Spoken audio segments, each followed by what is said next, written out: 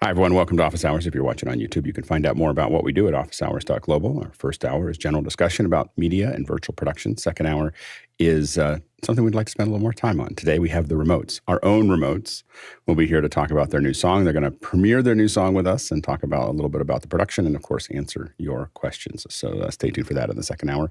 And, of course, again, you can find out more about what we do at officehours.global. All right, now let's go ahead and jump into the questions. Mitch, what do we have? Thank you, Alex. Our first question comes in from Lou Perez in Phoenix, Arizona. I need to try to get the color of 4 different monitors on a Windows laptop to be more accurate and matched. My question is, will I need the more expensive SpiderX Elite or would the SpiderX Pro do the job? I don't think you're going to see a significant difference between the SpiderX Elite and the SpiderX Pro. I do think that that is one of the things you want to use. Now, I would tend to get the Elite, but Mitchell, you don't even need that. Mitchell's showing a card, but the SpiderX you just put it on the monitor. So literally, what it does. So for those listening, you have a little piece of hardware. I usually have one around here, but yeah, you set it on the and it does a couple things. One is it measures the ambient color of your space, so it's actually calibrating this. So it's got a little diffuse piece on one side. It also then pushes out colors that it knows what these colors should be. So it pushes out those colors to the monitor, and then it measures it. And that's the best way to, now you're really completing the loop. You know what the ambient color is, and you want to do it. If you're going to calibrate these, you calibrate them in the way that you're going to look at the monitors. So the lights that are on, of course, one of the things that makes it hard is if you have windows, which I tend to generally block off almost immediately. so anyway, I don't have that problem. So windows cause a problem because it'll change the color of your space while you're working. But overall, you want to put that on in the environment, the lights on, the monitors on, everything that you're going to normally use. And then it'll measure the output of your monitor. And then it essentially builds a lookup table, a LUT, or a calibration of telling your computer to go out, to take this raw data, put it out this way so that it looks exactly the way we expect it to look. And it's generally pretty accurate. And, it's not as accurate as some other tools. And there's a lot of, there are challenges. Like, for instance, if you're trying to calibrate a monitor that is not connected to a computer. The computer doesn't, now can't apply that calibration. So there's other tools. You can put other boxes ahead of the monitor and then do that closed loop between that box where it converts the input to the output. But but the Spider works really well. I've used them for years, and I don't think the Elite will probably buy you anything that the Pro doesn't have. That for what your use is. Obviously, there's extra features in the Elite, but I can't think of them off the top of my head at the moment. Next question.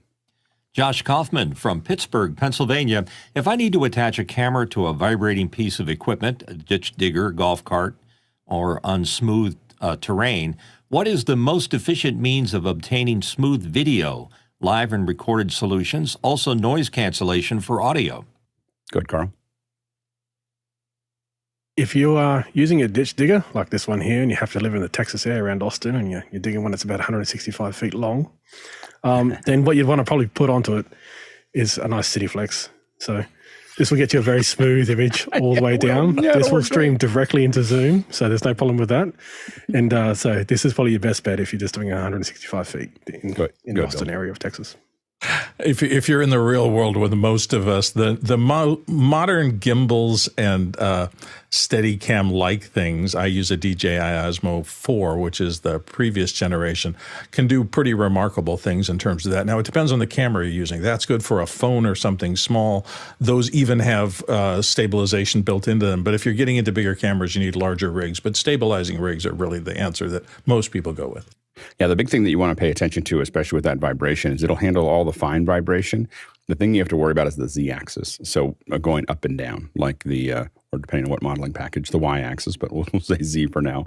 But it wants to bounce up and down. And you'll see the same problem with most average stabilizers is that they don't manage that last axis as well.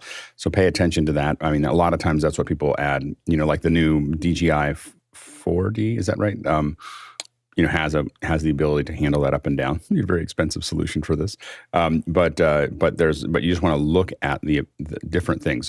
Steadicams, arms, spring arms. There's a spring arm that's available for some of the DJI products as well, and that's going to help lower that up and down. That's really going to affect some of your shots. Go ahead, Mitchell.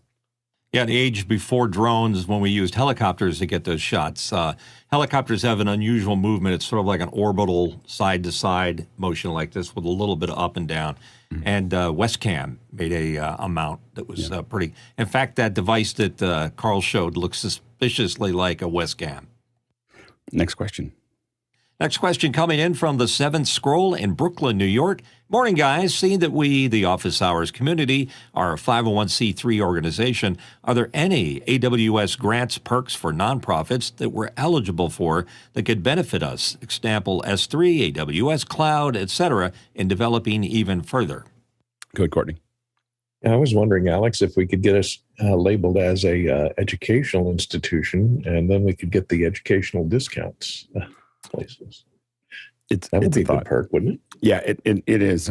It's harder to get the educational certification than it is to get the 501c3. So we took one step forward, but we're definitely looking at whether that can be available. Usually there's a lot of other things we have to fulfill before we can be an educational institution, like curriculum and things like that. So that'll be down the road a little bit. But yeah, and there are some off the top, AWS has grants of like $2,000 per year that they can make available to 501c3s. That is less than we spend now on AWS. But we definitely are going to apply for those things and probably at least offset some of the costs. And if we donate equipment, used equipment, let's say to Office Hours for use on the back end, would it be then deductible, right? I believe it will be, but I need to work on some of those bits and pieces. But it should be, yeah. I mean, donations should be something that's tax deductible, and we're making sure that we have the right certification processes to make sure that you get credit for that. So, next question.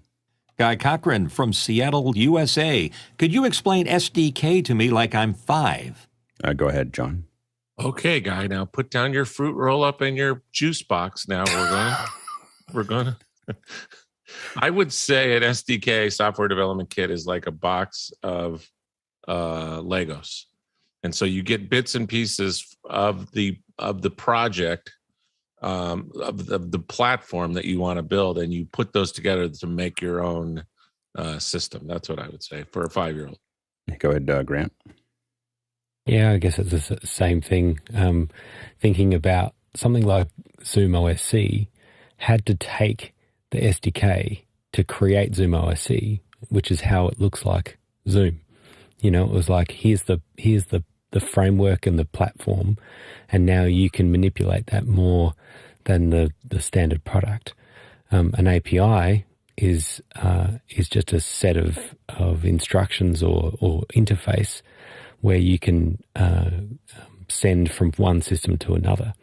So you're able to send data into or receive or retrieve data from, but it's not necessarily its own standalone software. So that's kind of the difference that I see from SDK to API. Go ahead, Courtney. You see, Guy, when an operating system and an API love each other very much, they embrace and generate an SDK, which is actually an environment which incorporates access to the API. And a lot of SDKs give you an operating environment, like the Virtual Studio from Microsoft. It gives you a programming environment that gives you an editor, and it also gives you a window, and a command window, and an output window. So it can aid you in programming real time, so that you can make changes to your program and see how they affect it without having to recompile in many cases. I think the way that I think of a SDK and an API is like a plate on the wall with a whole bunch of inputs and outputs. It just has a whole bunch of plugs that are sitting there. There's some of them are sending things out, some of them are sending things in. The SDK is explaining what all those plugs are, explaining how to build the things that go into them, potentially giving you example cables to plug into those things, giving you a box so that you could measure what those things are. So when you think about it from a physical perspective, the API is just the panel with plugs, and the SDK is all the things that would empower you to, or give you the tools that you would understand what those plugs are, and understand how to use them, and understand how to measure them, and understand how to make them work, or have the tools to make them work. Go ahead, Todd. Guy Cochran's attentive listening skills for the win should be mapped on all 5-year-olds. Yeah, exactly. Next question. Douglas Carmichael is in. When working with hardware-based electronic instruments with no video output, what would be the most sociable way to share my process? Inspired by Alex's comment, would an overhead camera work best, or should it be looking at my equipment? Go ahead, Todd. So, I mean, I do this and I have fun doing it, and it's kind of a little bit of a flex. So I kind of hate doing this, but I've got a lot of cameras, and overhead shot, absolutely great. But also equipment shots, absolutely great. Also, especially software shots, if you're going to share your process with software. All of it, all possible. And whatever you can do. But I mean, 3, I think, is minimum. Something to show what you're doing on screen, and then something to show whatever equipment that you're working with, if that's applicable. Picture in picture, of course, an added bonus. Good, Karl. And on top of what Todd says, if you just have the one camera and that's the only thing you want to share, then frame up the control surface of your instrument. So if we're talking like a synth or something like that that doesn't have any software component, then essentially make your instrument overhead full frame, so we can see what knobs, what sliders you're touching to adjust the sound as you're playing. Good, Grant. Just another take, a different take is thinking about the perspective that you're giving your audience. Ideally, is if they were in the same space as you, if they were sitting next to you, if they were going off and looking at something. Like Todd's overhead shot is awesome, and it's an amazing establishment shot, and so it gives you context. It gives you a sense of where things are in the space. But I wouldn't want to hang on that, because if I was lucky enough to be in the same space with Todd, I wouldn't want to be hanging on the ceiling. I would want to be sitting right next to him, and then I'd move around and I'd get a different perspective and different vantage point. And so it's thinking about the real life experience and getting as close to that as you can. Next question. Robert Shoji in Los Angeles. Any recommendations for a user-installed home security system? Go ahead, John. Oh boy, Karl's going to do a second hour on this someday, I'm sure. So on the low end, there's Wyze, W-Y-Z-E. They're super affordable entry-level security cameras. And I would say the mid-level would be Nest. I have a Nest system here, but I wouldn't do it again because it's encrypted from camera up to the cloud, and you have no way of storing that locally, grabbing those imagery locally. So they make you pay for the cloud services if you want to watch any of the footage. That's a pain in the neck. And then at the high end, I go with the Axis, AXIS. They're the leaders in high end security. They're all Ethernet based. You can install them yourself, but they're super, super advanced. So those three are the course of action there. Good, Mitchell. German Shepherd, Doberman Pinscher, and then my Nest system. I was going to say, growing up, I would find that a really good security system is a mix between a Rottweiler and a Doberman. Fed sporadically, so that usually solves it. You could add a serval cat to it, an F1. And 2 of those in the house, as long as they get along, will keep the house probably safer than most electronic systems. Just don't bring any strangers over. Next question. Next question in from Douglas Carmichael. And pardon me, I got to clear that. Being that my mother is older and I've been brainstorming ideas for creating smart spaces so both of us can stay together as long as possible, what technologies could both streamline common household activities and make them more efficient? Good guy. I like the Amazon Echo Show, specifically the 10. The 10 has a little rotating base so it can turn. And what you can do is if it's somebody you can do what's called a drop-in, and it'll blur the image it'll ring like a phone, and then it'll blur the image, but you can hear them, and then after about 10 seconds, it'll clear up and it'll be the actual image. So it's a cool way for kids or adults to communicate. I have one at the office. Sometimes I'll flip it on in my office. I won't tell you. So there's some details of some security stuff that I use there. So that's a nice device. And then the Fire tablet with the bumpers, if you got somebody like kids that want to communicate that way. So it's a whole ecosystem. So that's one way that I'd look at. Yeah, I mean, the big things that I've seen that automate well are lights. Not having to deal with lights, temperature, some cameras, so that you know where things are. But those are the things that I've in the past automated pretty heavily in rooms. I have to admit that I got into it and I experimented with it a lot, and then I decided I was going to wait until something.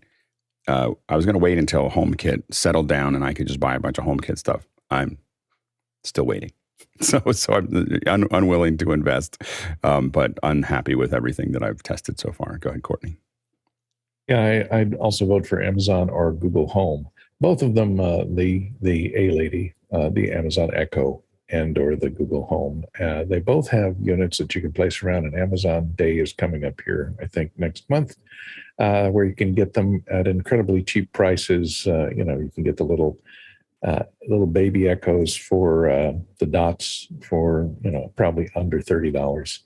And they're a great security system as well, because you can have them call 911 or call people, place calls for you. You can set up routines with just a key phrase. So you just say, "Good morning, a lady person," and it will automatically turn on the lights, turn on the coffee maker, turn on the TV, tune it to a certain channel. You can automate things to that level. And there are tons of skills that you can enable for each of those that can allow to, like I say, do everything from control your television set to turn on the lights or turn on the heater, I have mine control the air conditioners, fans, everything else can be controlled with just a single command, or you can string together a whole string of commands into a routine and call for it with a specific name. So it makes things a lot easier. Yeah, the Amazon one, you can build, not only use skills, but you can build your own skills related to that as well. And it's great for Mother's Day, just in case you're wondering.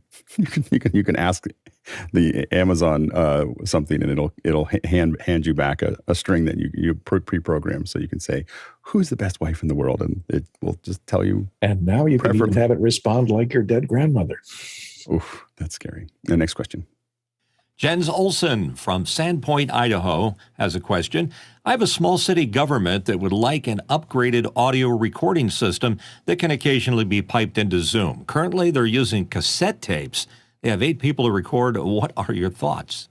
All I know is I want to have a small city government. That seems like a great thing to have. Anyway, go ahead, Todd. Okay. Well, first of all, when I hear small city government, I think Windows, number one. So I'm thinking Windows already.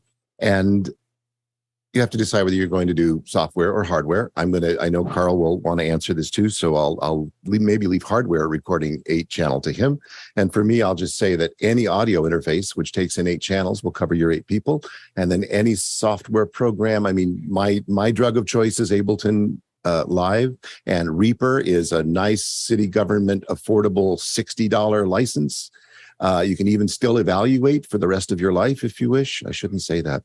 But any of those software packages would be really, really great for your recording and for playback if you need it into Zoom.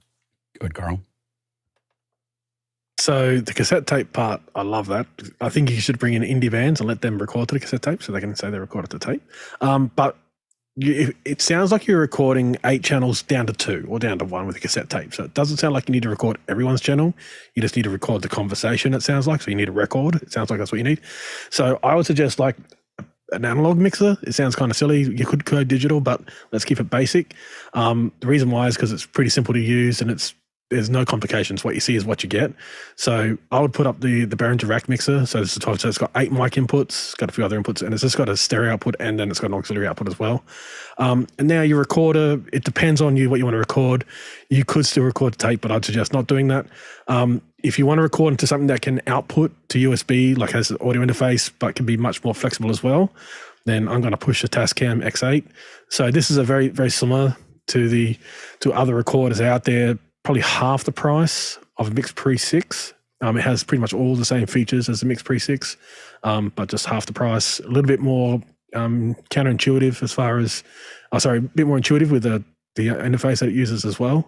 So it has a very well thought out interface to get recording for novice, for people who don't know, just simple stereo record when you actually get the operating system of this as well. Good, Grant. The advantage of the Tascam as well is that they made cassette recorders, and so that it's the same brand. I don't feel like it's an upgrade to say going from cassette recording to anything else. I don't know that you can say it's an upgrade. I'm surprised that the cassettes are still working. You said that the possibility of going into Zoom. My preference would be to just do it all in Zoom, right? And whether you turn video on or off, it doesn't matter. The thing is that you would have cloud recording, you would have transcriptions of all of that, and you would have a super easy way of sending those recordings around.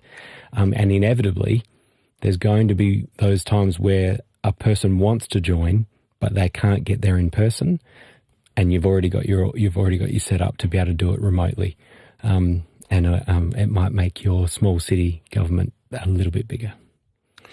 Yeah, and one of the things that you may want to look at, it depends on what you're trying to play back. Are you trying to play back you may be trying to play back some small snippet of something, or you're trying to play back an entire show, or you're trying to play back a sound effect. Wouldn't it be great to have sound effects in the city hall meetings? Like, like when no one votes on something, it just goes wah, wah. Anyway, so I think that would be a lot of fun to have, like add a little levity to your meetings. But if you're trying to play back specific areas, think about sound. There's a variety of them. You have to look at but sound cue software. There's one called a sound cue app for the PC. There's plenty of them for the Mac. What they do is they build you can upload little MP3 files or MP4 files or AAC files or whatever you want, and they just put them behind a button interface that you can just tap on them. And there's a variety of companies that make them. I haven't used them enough recently to remember which ones are which. The ones that I use are much more complicated and expensive, but there's relatively inexpensive ones that you can just tap on those things and it'll just play it back. And there's some of them that work on the iPad, so if you're, it will transform. You'll use it all the time. The interesting thing about tools is that when you have a tool that makes it easier to do something, you start using it a lot, and so it will change your meetings. It won't be like you'll use it like the cassette deck. You'll use it like something else because you suddenly have access to all these things. And so I think that, but some kind of sound queuing app is something that you may want to look at for whatever platform. And again, they're available for the phones, for the iPads, for PCs, for Macs. There's all different ones that are available there. Go ahead, Mitchell. I'd be very careful about putting a soundboard device in there to play sound effects during city council meetings. Sound effects. I was joking. Okay, because it would go over as well as if I use a soundboard. I have it so far away from me that there's no chance that I could accidentally hit it and be yelled at for it. So what we've done in the past, and this has been for both sound and video, is just have easy access for a given event. So that it's not so much you're playing sound effects. That soundboard can be used just to play back snippets. Like we interviewed this person, let's listen to it, and you just tap on it, and then you're able to tap on the next one, you're able to tap on the next one, and you're able to, and it really makes it easy. In the 90s, we did that with video, actually, for court cases. And so we would have a serial number, and the lawyer could just spin across the serial number and it would play out the video. And it definitely made it. There's a lot of shock and awe of not fiddling around with your video and your cassette tape in the 90s and just being able to play it out. And it definitely changed not only how the lawyers interacted, but it changed their win ratio, because it makes you, again, this is when I started learning that presentation is sometimes as important as the content. Go ahead, Courtney. Yeah, I'd go for what Karl said. Go for the analog mixer. And maybe if you don't need multi-track ISO recording, goes something like the Zoom F3, because it does 32-bit recording, so you don't have to worry about levels that much. It has a little interface on it where you can actually see the waveforms, takes 2 inputs, and records on micro SD cards. So it's easily removable and can hook up to your computer and download and directly access them as well. So that would be another solution for you. Next question. Andy Kokendorfer from Vieira, Florida. I'm shooting underwater this weekend. Any tips for color correction? The ocean seems like a bad place for a chart. Go ahead, Karl. Definitely not. So they make a chart. So this chart works very well. So if you go to this chart, actually go to DSC Labs, actually look at their website for this particular chart and look at the video on how this chart is used. It'll make a lot of sense. It's just a very quick video. They show you how it's used. You just got to put the chart in front of the camera for 1 second, keep it still, and then move it away, and then shoot your stuff underwater, and then you'll see the difference. The A-B comparison is quite amazing, but they actually do make this chart. that's an R12. Do you know if they make an R24 of that? No, so the underwater one doesn't require that much because the water filters out too much light. So this one is specific. It's quite amazing when you watch a video that this chart is quite cool. The reason that I ask about the R24 is that and this is probably something we should all request from Blackmagic, is that Resolve doesn't work with the R12. It only works with the R24 or 24R or whatever. So, okay, now go ahead, Bill.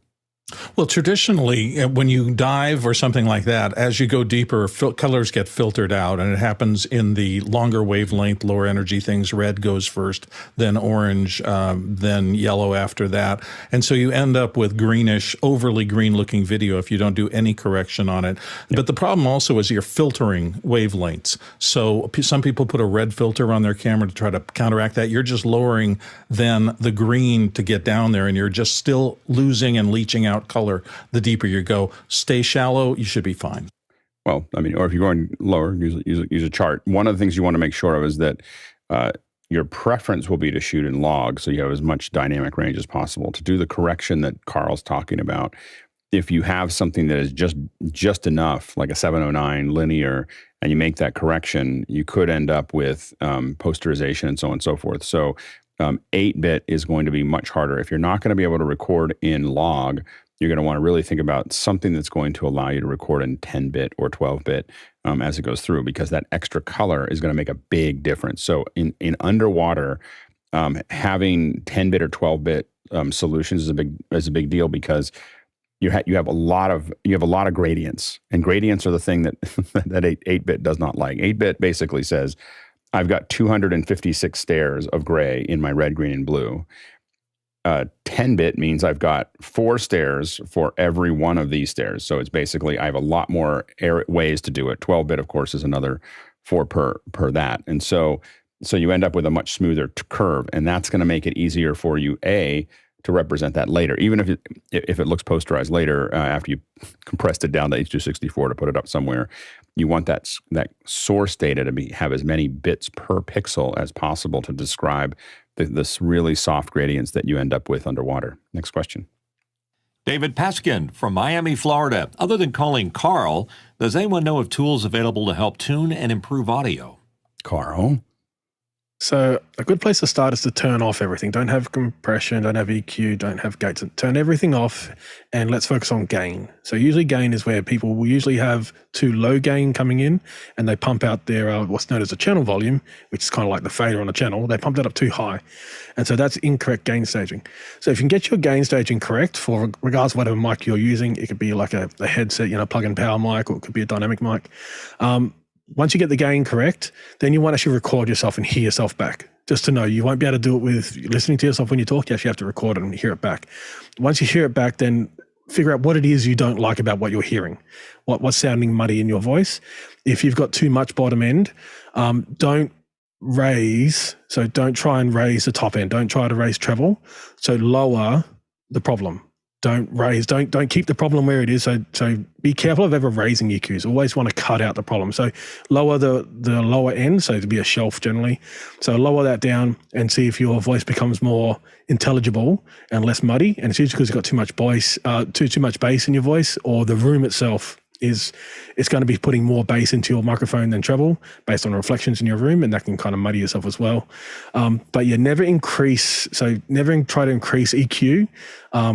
To fix something, always decrease what you think is incorrect. But try to have good gain staging first.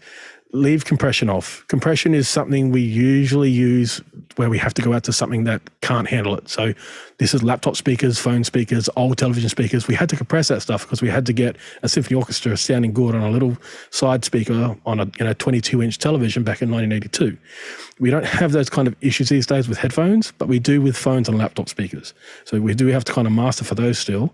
But generally, if you give a phone or a laptop a clean, like a straight sound source that's not compressed necessarily, it would just sound, the quiet stuff would just sound quiet. It will sound too quiet. So that's the only time we use compression. We try not to use compression on speaking, though. Generally, when we're speaking, it's not usually a problem. Once you put too much compression on speaking, it sounds artificial. It sounds processed. Singing, yes. Instruments, yes. Special effects, yes. Like Foley, that kind of stuff. But speaking generally, the dynamic range of my voice right now would be maybe 6 dB total. from peak to low, but that's just what it is. So try not to over process stuff, because it actually becomes very hard for me to listen to sometimes when I'm not on office hours, and I'll catch up on YouTube sometimes, and I can hear the difference of all the different processes that you guys have, especially in YouTube, because you're all coming in as even, where when I'm in Zoom here, it's a little bit different. And so therefore I notice some people have heavily compressed to where they are really, really compressed coming into Zoom. And it actually makes it really hard for me to listen to. Whereas if you just take off all your effects and just kind of put original sound off, if you've got problem with fans, like, that kind of stuff, lights, that will actually probably sound the most natural to all of us if we actually all did that together, rather than us all having different compression levels. Because I know our volume is the same, but our compression levels are all different. And it does kind of jump around a little bit from when we go from one person to the next. David, are you trying to tune live or in post? Live. Yeah, and the biggest thing is some kind of noise assist or something like it is a big deal, because it just takes, like right now, I just heard when you talked, you have a gate on, right? Right now you have some kind of gate. Actually, right now I got nothing. They told me to turn. Oh, wait a second. Now he's I have using the nothing. Zoom noise reduction from what we helped him with. We're using, So the first thing to do is just try to get a clean signal in there. And so if you're using something that's gating it out, because you can hear it, like when you talk, it opens up and you hear the background and then it disappears again, and you can hear exactly what that knee sounds like. And so trying to clean that up and it's always a challenge. My room is not something that's presentable to other people because I have moving blankets everywhere, because it's the only way I can make it work. And then I have noise assist on top of that. So those are the things, but figuring that out is a key to the operation is now getting a mic with a lot of off-axis rejection definitely helps a lot as well. Nick, go ahead, Todd. One thing I just wanted to amplify, well, two things. One was what Karl said about subtracting rather than adding. That's something that all sound people learn very, very easily, very early, not easily. It's actually something sometimes hard to learn. But yeah, you don't want to boost things. You want to actually take things out. And that starts out with your effects by taking everything off. And like, garbage in, garbage out. This is also the true with video. I know Alex says the same thing about video, garbage in, garbage out. But the most effective thing, and I think a couple of people have mentioned this, I know Mickey Makachor believes in this, is just training and kind of listening to reference material. He's actually made a Mukana comment if you want to go look at it and see it for real there. But the training of the ears is the most important thing. And I do know that there's something that's replaced Golden Ear, right? Alex, didn't somebody mention a website lately? I remember it from a couple shows ago. Golden Ears is really good. We should probably, as a group, do some after hours or even a second hour where we listen to things and talk about it and just talk about what those things mean. Because it is really, once you get used to it, you can really hear it. The one that I would recommend, again, I'll have quibbles with some of the data that's there, but overall, I kind of feel like I would rather have everybody watch every video on Audio University before I started talking to them about audio. Like Audio University on YouTube is free. It's really to the point. It's well done. Again, there's a couple of things that he says every once in a while. I go, like, I don't know if that's exactly, like Mickey might take exception to a couple of things. But overall, I would say 95% of it is very accurate, very to the point, and extremely illustrative. And I think that I would highly recommend just watching all of those videos, and then we can at least start having a conversation about audio, because he is those are the best instructional videos I've seen on audio so far, from a kind of quality, to the point, concise on YouTube. So I would highly recommend checking them out. Next question. Talalik Miguel Lopez Waterman from Brevard, North Carolina. I'm having trouble with the output of my Mac Mini through my ATAM to my monitor. It looks like super compression. Anyone else have this issue? Have you found a fix? Good, Karl. Yeah, so I do this whenever I show my computer monitor into this particular meeting into Zoom. So I'm going to do one live and just show you what you can do to get something that may be aesthetically pleasing to you. It's up to you, your choice. So here's my second display, and this is just a desktop from Apple, and it's quite nice. It's night here, and it's showing its dynamic display. What I'm going to do, I'm going to bring up the color information we're not going to worry about display, we're going to worry about color. And here's the different profiles. So if I change a profile, so let's do 709. So this is 709 coming out of my Mac Mini, going into an ATAM, going into Zoom. So that's 709. If I change that to now, let's say just standard display, so this is what generally is default with laptops, you can see the brightness change. So by choosing which color profile you have, now I like to use sRGB. sRGB is pretty close to display, but I find the colors are more accurate. So that's sRGB. If we just look at the darker areas in the hills, and then I go back to 709, that's the compression you're talking about, because you may be on something similar to 709. So I like to use sRGB. There are some other ones. So this is my standard profile. It's actually my television profile here. So Rec 2020, that'll be incorrect colors going into the ATEM. So, but it depends which one. This is the default one for the Blackmagic display. It's very dark, and that's what I'm guessing you're getting. That's what it'll default to. So when the computer looks at the ATEM, it will default to the H. So I'm always going to strongly suggest sRGB or the default display. So default display, which would be very similar to sRGB, because I believe they are the same profile. So this is where you come and you can actually, now you can do a calibrate, you can make your own, but I find sometimes you don't generally need to, just by choosing, going through one of these and finding one. You'll find that if you go to like display P3, you'll get incorrect colors when you go out to Zoom. So you want to try to keep to a 709 or sRGB, which is very similar to 709. But yeah, 709 and Blackmagic, which I believe is 709. It's a little bit brighter than 709. There you go. But they're very similar, but they do crush the blacks. So sRGB would be the one I'd choose to lift up the blacks a bit. Next question. From Tim McCullough in Wichita, Kansas. Google Hangouts, rest in peace in November 2022. Will anyone miss it? Not at this point. I think that Google Hangouts was way ahead of its time when it came out. Of course, it came out at the same time Zoom came out in a lot of ways, but they had, Google had a lot of head starts. I will say that I built an entire company up sitting on top of Hangouts. We were the white glove team for all the high end Hangouts, where my last company was.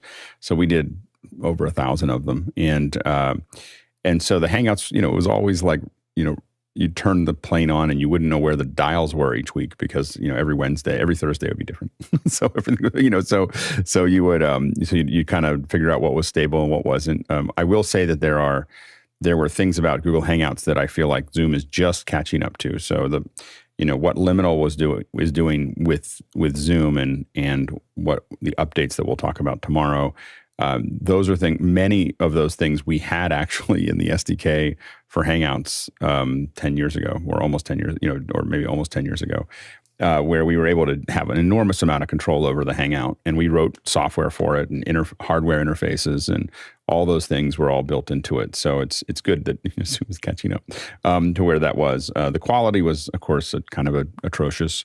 We had all kinds of processing. I remember 720p. Moving to 720p was a huge deal, like 2 years into the mix, and it was always, there was a lot of idiosyncrasies that it had, but it definitely pushed the idea forward, and so, but once they started, I think that once Google took all the useful bits out of it and just tried to make it as easy to use and just turn on when you turn it on and make it work, they kind of ruined it. And so it was, at that point, it was dead in the water. So, and so I think that it's time for it to go. Next question. Brent Kruger from Minneapolis, Minnesota, saw a live stream that seemed to be in-room IMAG shots to Zoom to RTMP to the event website.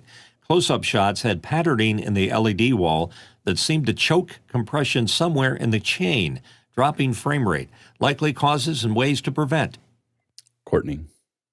Never put your IMAG screen behind the person speaking. Put it above their heads, off to the side, so that when you get a camera shot of the person at the podium, the IMAG screen is not behind them, because it'll avoid video feedback, it'll avoid the pixelation, depending upon the pitch of the LED screen. That's going to cause compression issues. It's going to cause moire. So just get the LED wall away from them. If it's not possible, then try and move your podium or lectern further away from the background screen and use a longer lens to shoot them with, and a wide open aperture, so that you can narrow the depth of field to hopefully throw the screen behind them out of focus. And that will remove a lot of the moire pattern and the individual pixels, which can mess up the compression because they're constantly changing excuse me, in brightness level from frame to frame, and that can throw off the compression because it doesn't look the same from frame to frame as that background LED refreshes at probably a different refresh rate than your camera. Yeah, there's kind of a symbiotic relationship between the sensor size, the aperture, the zoom, and the pitch and the distance to the background, of course, that Courtney's talking to, and all of those things come into play as you start to do this. So the first thing is exactly what Courtney said. When we talk to someone, we're like, you're going to have a person 9 feet. That's where your LED wall needs to start, 9 feet, above their head so that you can frame them without seeing the LED wall. And we've persuaded some clients to go to that for at least a little while. And so if you just have something that looks beautiful at 9 feet up and then put all your screens wherever you want to after that, you'll generally get a lot of good close-ups. You can't get any wides, but you can get close-ups of it. The next issue, of course, is the moire or the pitch. So an average LED wall in an event is about 3.2 millimeters. That's the distance between each little pixel. This is 3. You'll hear us say like, oh, that's a 3.2 or something like that. High quality screens tend to be in the 2 range or 2.2 to 2.6, and then the really high resolution ones are 0.9 to 1.7. So these are the only ones that we consider it even a place to start when you're going to put it behind somebody. And they do exist. There's a big company that has ones that are 0.9. It's a really expensive screen. Anyway, so now you can put people in front of it, but you still have to move the distance away of the person away from it so that depth of field covers it. The big problem is that you have temporal compression. So if you think about all these frames that are being written, this is every frame. And what it does is you have B and P frames, which is basically says, okay, I have a keyframe here and a keyframe here, and I've got some other frames in here, and I'm going to have a P frame which is looking one direction or a B frame which is looking both directions, and I'm going to figure out what changed between these. And if anything changes, I have to save that. Once the temporal compression does what it can, the spatial compression comes in and does the rest. I have a limit. I have a budget of 7 megs a second or whatever that is. And I have this budget, and I'm going to, whatever the temporal compression did its job, spatial compression then just mashes it to get it into that constant bit rate. And the problem there is that exactly what Courtney was talking about, those little pixels either vibrating or if there's any, and I mean any pattern, like if you can see a pattern in that camera, regardless of whether you're getting moire or not, it's going to affect the compression. And here's the worst part of this whole thing is the background will actually look sharp because it has a pattern that it understands. The foreground, which is the person, is the thing that'll get macro blocked. So the person will look like they're just a bunch of big chunks. The background will look fine because it knows what to do with that. It doesn't know what to do with an organic movement. And so it's a disaster. Like it is, and then the other issue you have is whether your camera has a high pass filter on the sensor. For instance, the Blackmagic cameras don't. So Blackmagic cameras don't have high pass filters, and so as a result, they're more prone to all kind of moire issues that go across that.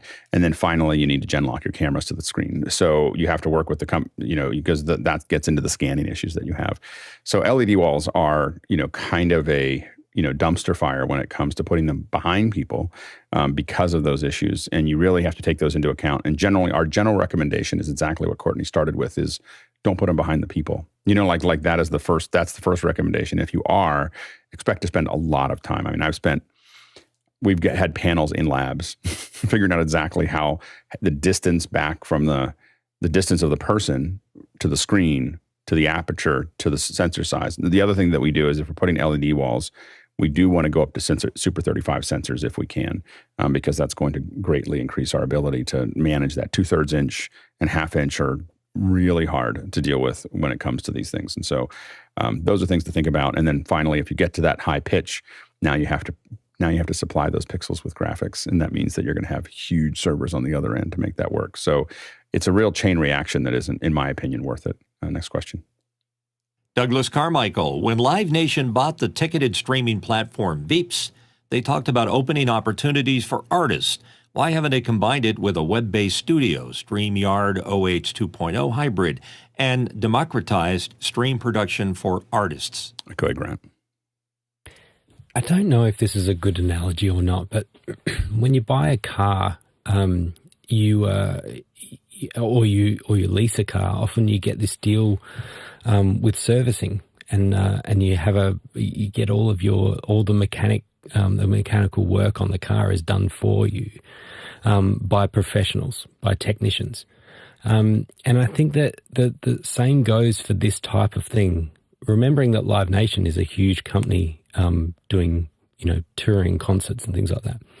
And so if you can imagine that the parallel is that they're selling cars and then offering all of the bits and pieces that you would need for you to service it yourself. And that seems like a great deal because it means that people can service their cars wherever they are, and they don't need to worry about it. The thing for me is I think about what we do in these production services is both technical, it's a technical thing, and it's a craft. And it's a craft on top of a craft. And so when we have the artists that come together and they do their thing, then our teams come in and we do a whole bunch of technical parts, but then we have a craft that lays on top of that and an art that lays on top. It's not something that you can just bundle in together and hand over to a band and say, go for it. You can click some buttons in the browser and you can now stream. It'll be great. It won't be great. They need to stick to their lane, which is making amazing music and a musical experience. And have other people like us who stick to our lane, who know how to connect that to an audience worldwide and make a memorable experience. Yeah.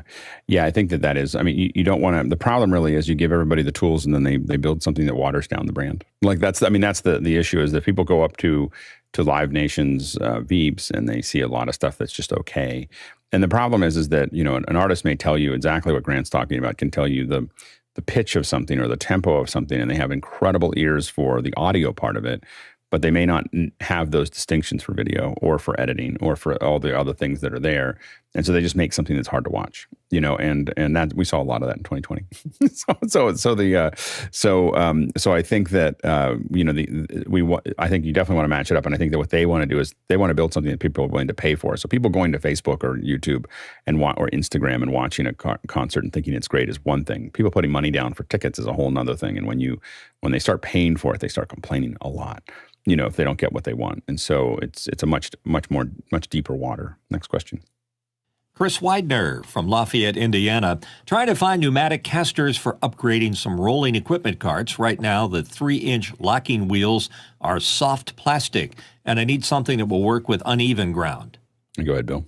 One of the big players in that space is a company called Global Industrial, and they do have pneumatic tires that are designed on that same template that most small carts will, you can just take off the casters. I will say it gets to be a little bit of a problem. If you've got very uneven ground, what fights that is big tires. So you want to move up into the 8-inch or 10-inch, and sometimes you can have so much tire under there that your cart starts looking like a monster truck and it becomes unwieldy and off-balanced. So look at what you're really going to do. I've seen carts with even balloon tires for sand. So they make all this stuff. I thought you said it has these big tires, looks like a monster truck, and I was like, so it looks totally cool then. So anyway, go ahead, Courtney. Yeah, if you're going to put swivel casters on, and I would do as Bill says, go to the 10-inch. I would stay away from pneumatics, especially if you're going to be off-roading with these things. They pick up drywall screws, which are used on sets all the time, and they go flat. It's a constant problem with carts. They have these ones on. You can find them on Amazon for about $58. This is a 10-inch, and these are flat free. They're basically a rubber tire that's filled with a polyurethane foam, or polyester foam, not polyurethane foam. And so it's not filled with air. It's as resilient as a pneumatic tire, but it will never go flat. So something like that. But as Bill says, since it's rotating, you got to remember your center of gravity is going to be shifting depending on which way those big 10-inch tires have moved. And if you put them at the edges of the case, you can throw your center of gravity off by about 5 or 6 inches, so it can tip over if it's very top heavy. So you got to watch out for that, especially if you're going to be trying to move it through dirt or grass. Next question. Douglas Carmichael, could a PXC-like model for office hours keep the core community open, but a paid membership for access to software facilities and projects help legitimize office hours in the eyes of the industry and create a feeder system for the next generation of professionals? Watch that space. Next question. Next question from Eric Butkus from Chicago. Anyone have experience with IPV Curator for remote production workflows? How does it compare to LucidLink? I don't know if we are familiar with IPV Curator. So I'd be surprised if it's doing the same thing that LucidLink does. I mean, because but I don't. Just trying to take a look at it really quickly here. Yeah. I mean, there's a lot of them that do this, that do something like it, but it does, it looks interesting. We'll definitely take a look at it. I don't think any of us have experience with it, so we'll take a look. These are great questions, by the way, to ask a little bit ahead of time. So, half an hour or more ahead of the show. This one you just got asked a little after the top of the hour. Once we get into the show, none of us see anything until we get to it. But if you ask it beforehand, it gives us a little time to do some research. So for everyone, the best time to ask is between generally sometime after 5 p.m. Pacific Standard Time, before 6:30 a.m. gives all of us time to do some research. Next question. And Douglas Carmichael is back. In a discussion of the Veeps streaming platform, it mentions creating income and opportunity for crews, not just artists. How can we help production professionals not only survive, but adapt to and thrive in our digital-first future? Training. I think it's, training and figuring it out, like figuring out how we do this and how we make it work. And I think that a lot of stuff we're doing here, we're kind of cutting new ground. We're still figuring it all out. Everybody's figuring it out, but training and experimentation. Go ahead, Grant. Yeah, and I think you have to experience something different, right? And so for these particularly music-based experiences, we have to get away from just the idea of putting on concerts and essentially live streaming concerts. And move to an experience of experiencing the band one-to-one, and so it becomes a more interactive experience and more of a come into our studio and experience what goes on there, rather than, not to say live concerts are dying or anything. I'm just saying there's a broader opportunity to have some experiences that are different. Being able to sit in the green room with the band, that idea of ask us anything, we'll play a couple of songs and then we'll chat for a while, and then we'll play a couple of songs and we'll chat for a while. That type of thing is compelling. And so there's so much more opportunity for crews, for techs and production crew to be thinking more outside of the box of just concerts. Yeah, absolutely. Next question. Chris Widener, Lafayette, Indiana, leading the horse to water. What is your best technique, approach, carrot, to getting a C-suite to realize he doesn't know as much as he thinks and is tanking a production? Go ahead, Grant. It's tricky, isn't it? But I think the key is that a lot of the time people they have no understanding of how they look and sound in their meetings, unless they see it recorded and played back to them, and it's shown in an A/B comparison to when it's done well.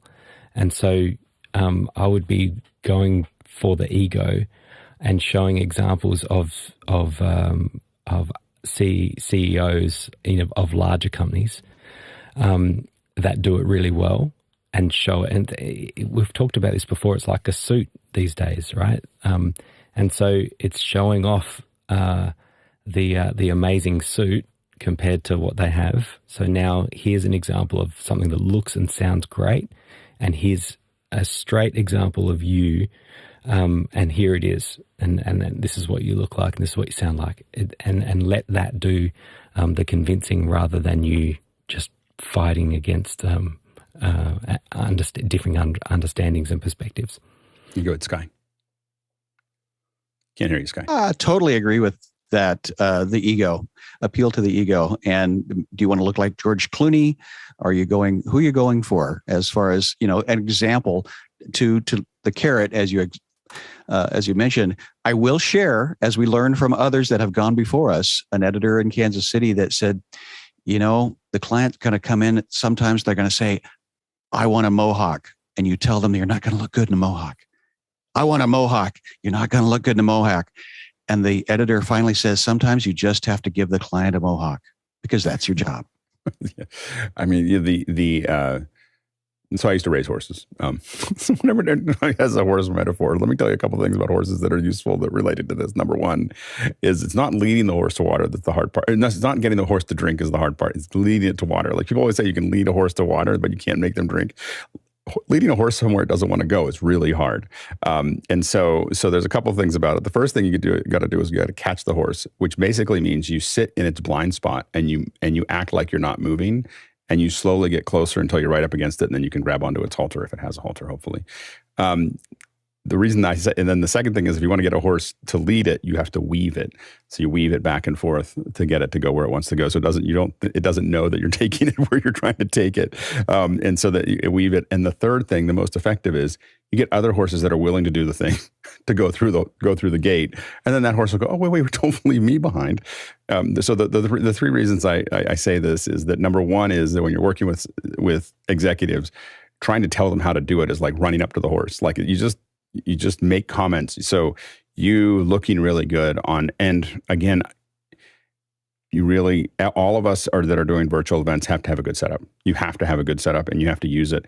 You'll find I won't, like, if I have a meeting, I will be here for a meeting with partners, and I will not do other things. I won't jump on my phone very often unless it's an emergency, like to be on a phone call, to be on a call, because I know that that's me creating an example of the way the thing could look, right, in that process.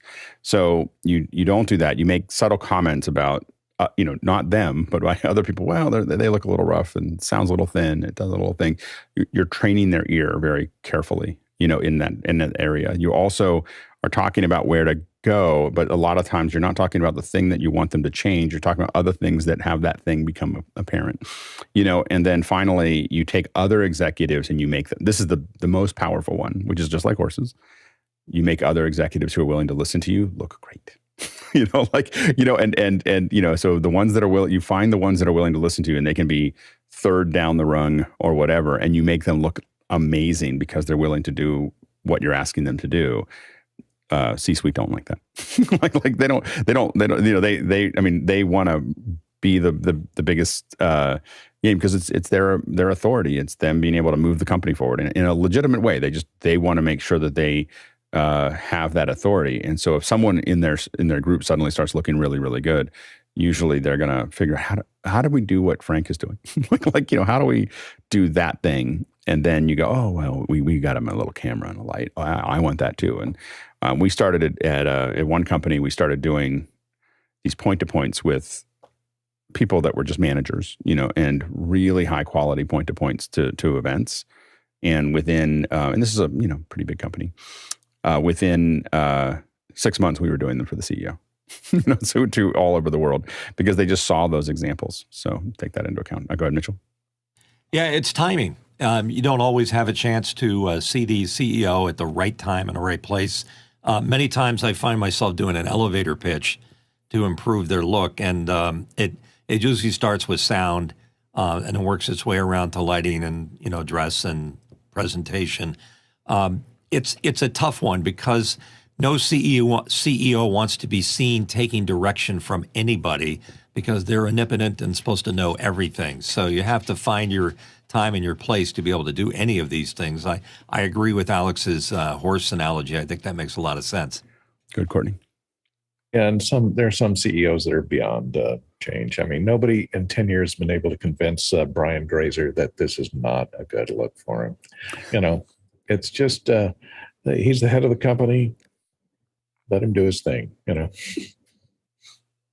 Next question.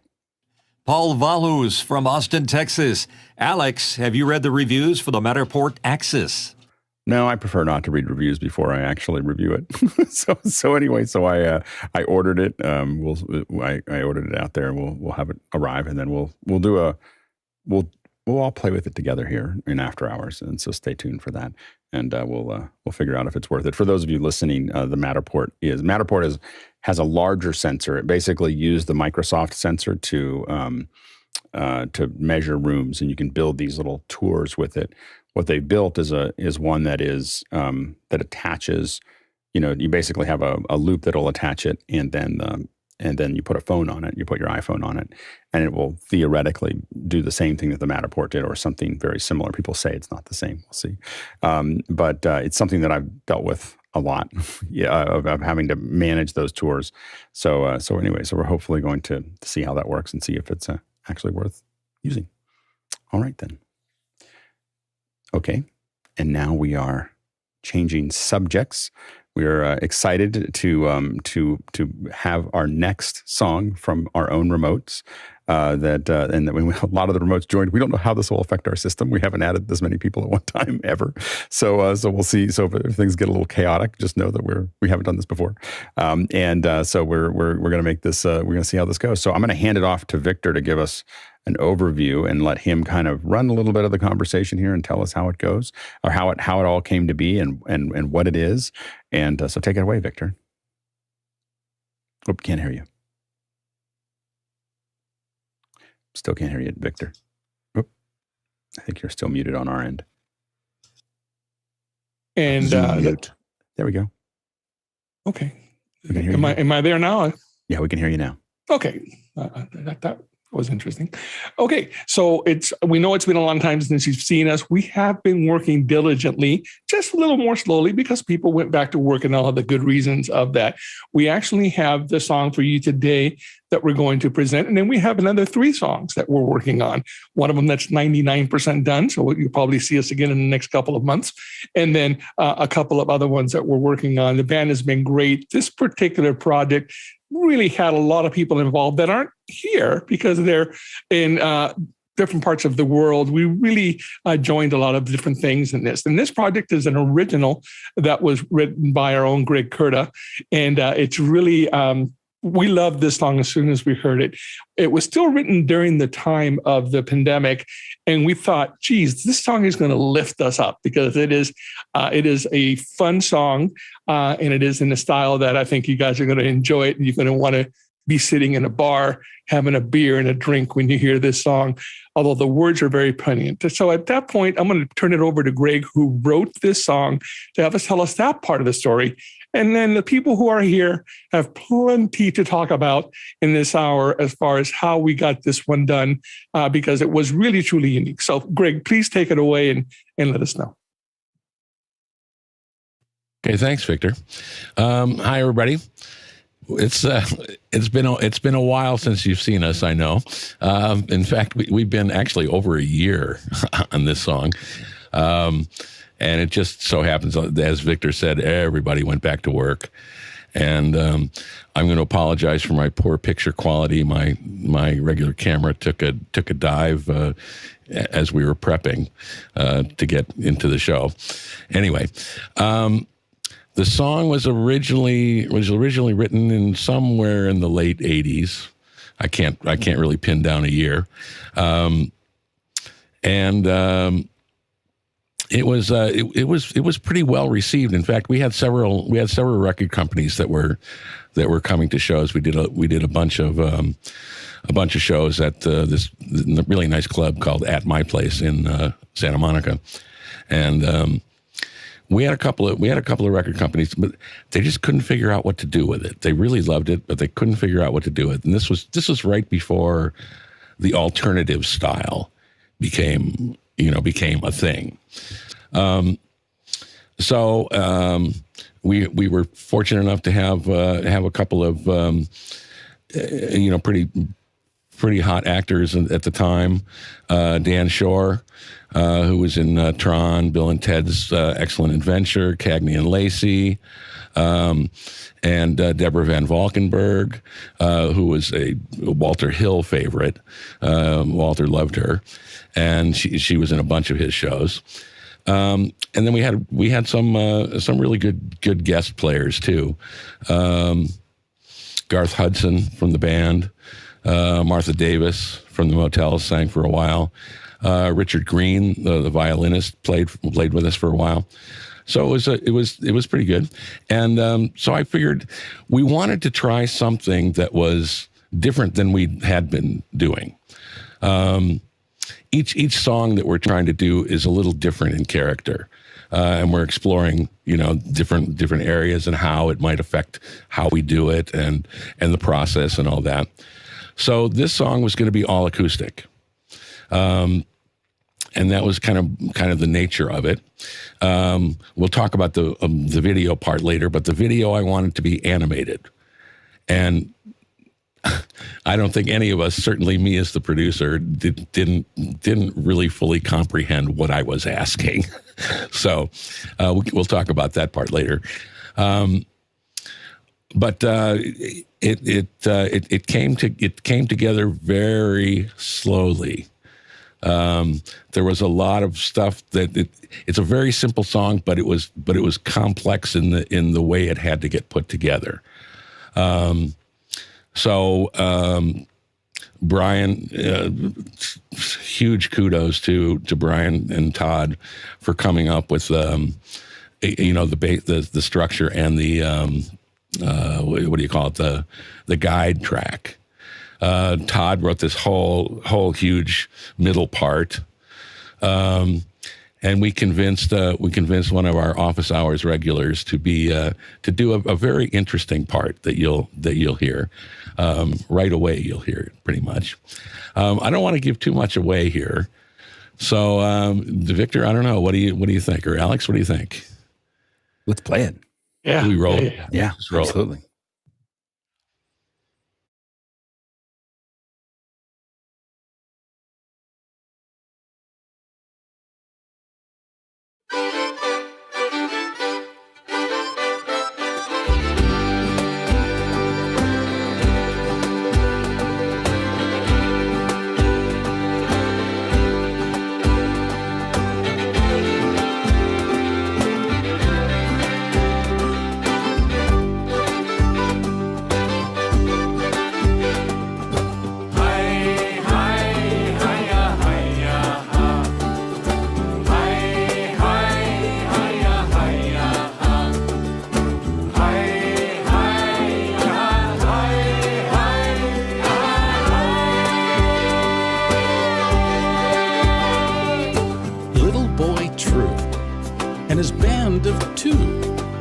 His dog named Harry and his parrot named Drew sailed in their ding, a raft-like thing, under calm blue skies.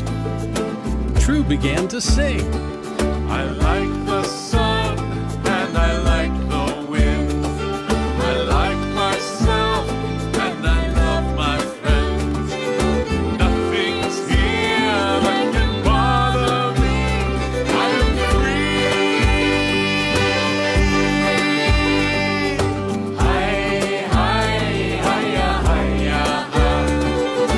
Hi, hi, hi, hi,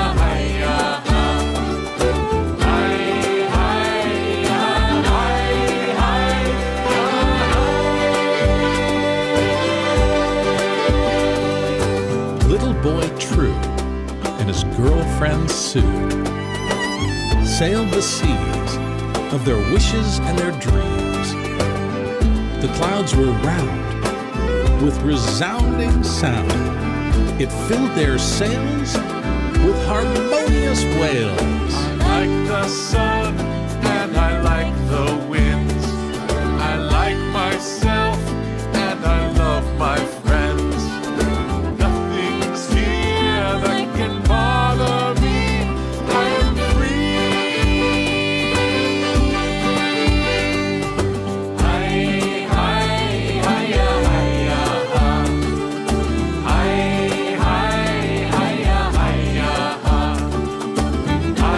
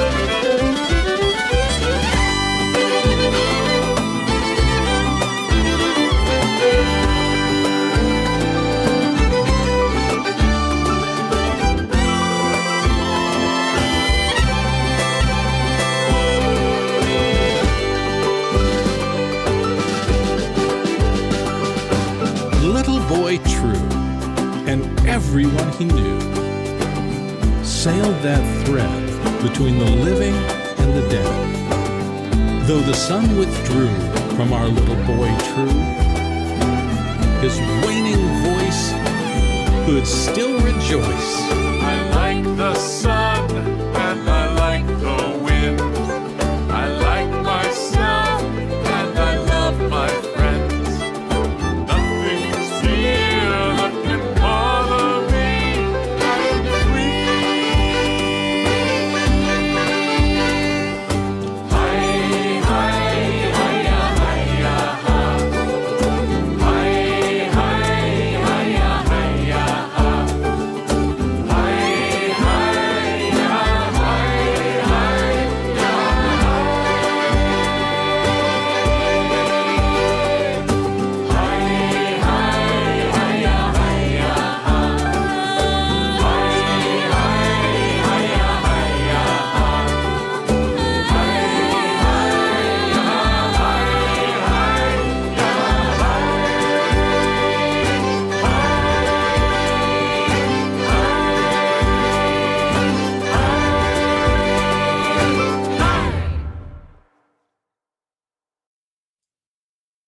There you go. See, I told you you'd want to have a drink after you heard that one.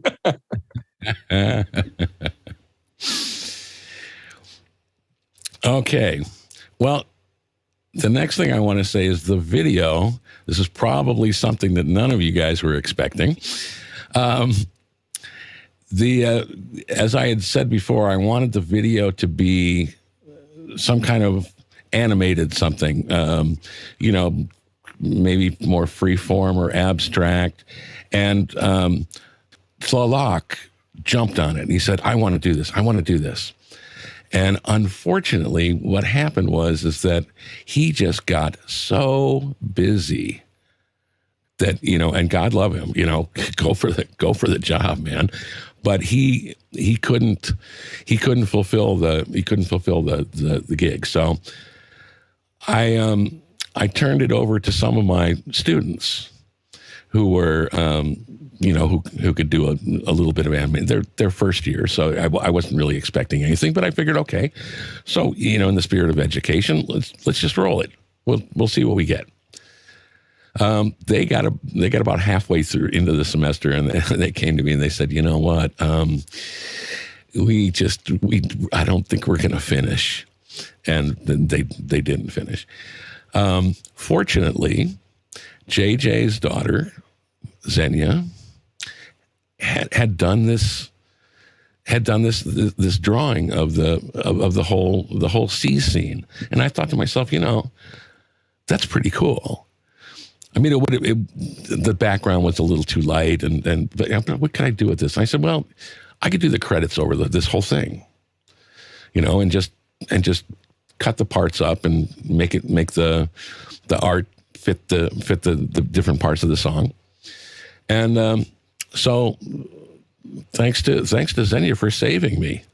It's a beautiful piece, and the whole song is kind of childlike in a way. It's there's a certain innocence in there, and I think that's kind of reflected in the artwork too. So it's great. It's really fun. No, I was saying stuff at the very beginning. I muted everybody, by the way. A warning to Mitchell and Bill. I muted everybody because Zoom sometimes processes things differently if the software mics are turned off. So I made sure. I just want to make sure that we get the highest quality out there. But now, can we get this song anywhere? Are you putting it up anywhere for us to buy? Is that a possibility? Or download? To buy. Well, here's the funny thing is I'd rather I'd really love have you guys put it up on Spotify and Apple Music just so that I can put it in my playlist. It's very hard for me to deal with anything. We've gone from being able to download it to it's easier if it's in the system. So anyway, but I think it'd be great if you guys do that. Well, I think we did have, Greg, you did send it so that the webmaster of OH.global would have it there as a play out. But I think your idea, Alex, of having it as a place to download is like costs nothing. Put it on CD Baby. Work on that. Yeah, put it on CD Baby, and then we can all and it'll get it up on the different services. Because I was like, oh, this would be great for my barbecue mixes. Like outdoors, we're having a good time drinking beer. It was a really, really fun song. So, and everybody did this at home, right? I mean, these are all, everybody kind of just doing it from their house.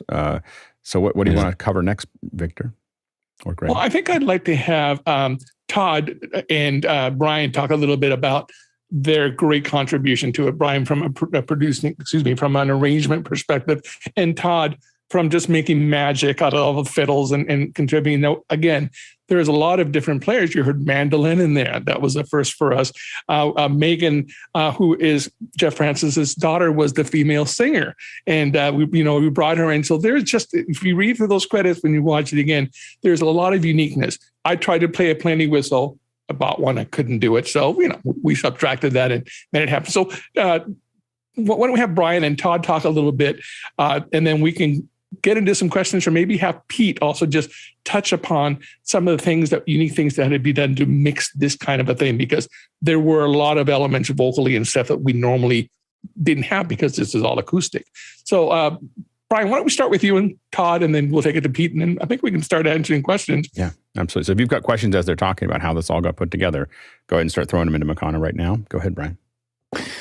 So one of the best parts of this whole thing was getting to know Todd, because Todd was relatively new to the community, I think. I mean, it's a year ago, which is so hard to believe, there's so much water under the bridge. But the way this started, Greg played the song out, and my wife and I, we both just fell in love with it, the lyric, the mood, and what it says. And so we took that original recording that Todd had, or that Greg had from the 80s, I ran it through Isotope to strip out just the vocals, and then began to slice and dice and rearrange it. Added that little ba-ba-bum, ba-da-ba-bum hook to the thing as a way to incorporate other players was the idea. And then that arrangement kind of got done. And then Todd and I got together, and Todd went, I have an idea. At least that's the way I recall it. And he said, what if we did a thing? And I went, I'm not hearing it, but you're hearing it. So why don't you take it? So I took something and handed it off to Todd.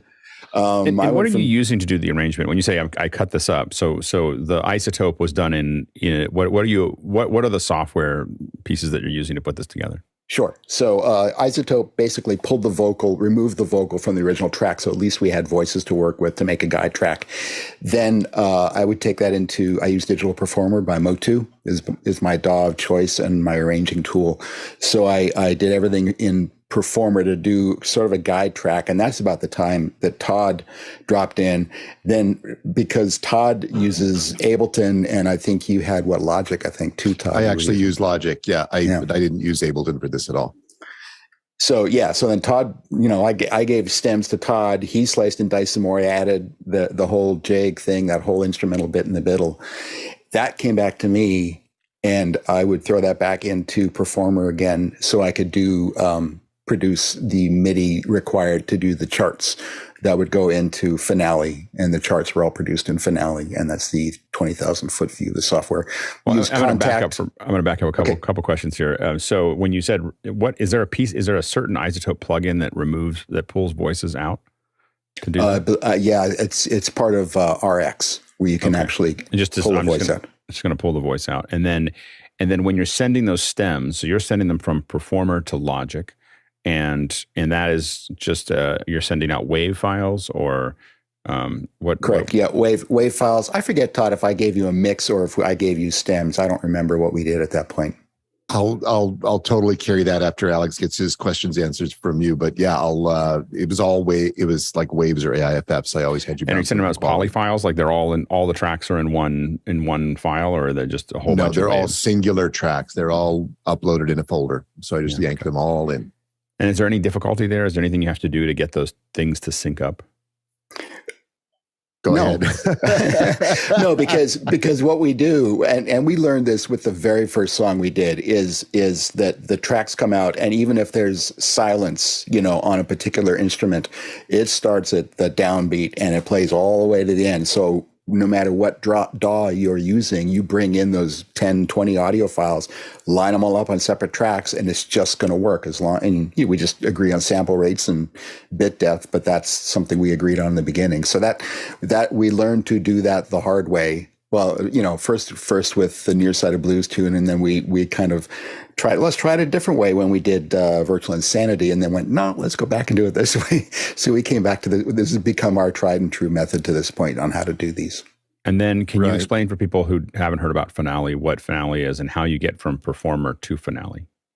Sure. Finale is a piece of software used to do musical transcription. It used to be done by hand years ago. Then software came along and made it way better. My method of doing it, and this is the way I've been doing it for years, is I do all of the work in my DAW. So in Performer, I export a MIDI file, and there's going to be a MIDI track for each instrument that I want to be in the score. And then I take that into Finale and do it. A lot of people who use Finale actually work completely in Finale, and they're either using keyboard shortcuts or clicking and a MIDI controller. I like to work in my DAW because I can hear the arrangement there. I can dodge and weave a little quicker. I have all my plugins, all my native instrument stuff, for the instruments. So I complete the arrangement there and then just do the transcription part in Finale. Now, if you get an analog instrument, how do you handle that in Finale?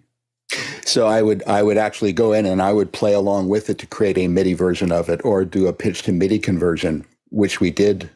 I guess that's on an upcoming song, not on this one, but yeah. Great. Anyway, just wanted to make sure we got that information out for folks, because people won't. I realize that a lot of people won't realize that little pipeline there to make that all work. So what happened next? So you handed it to Todd. Todd added some cool things. He sends it back to you. What happened there after that?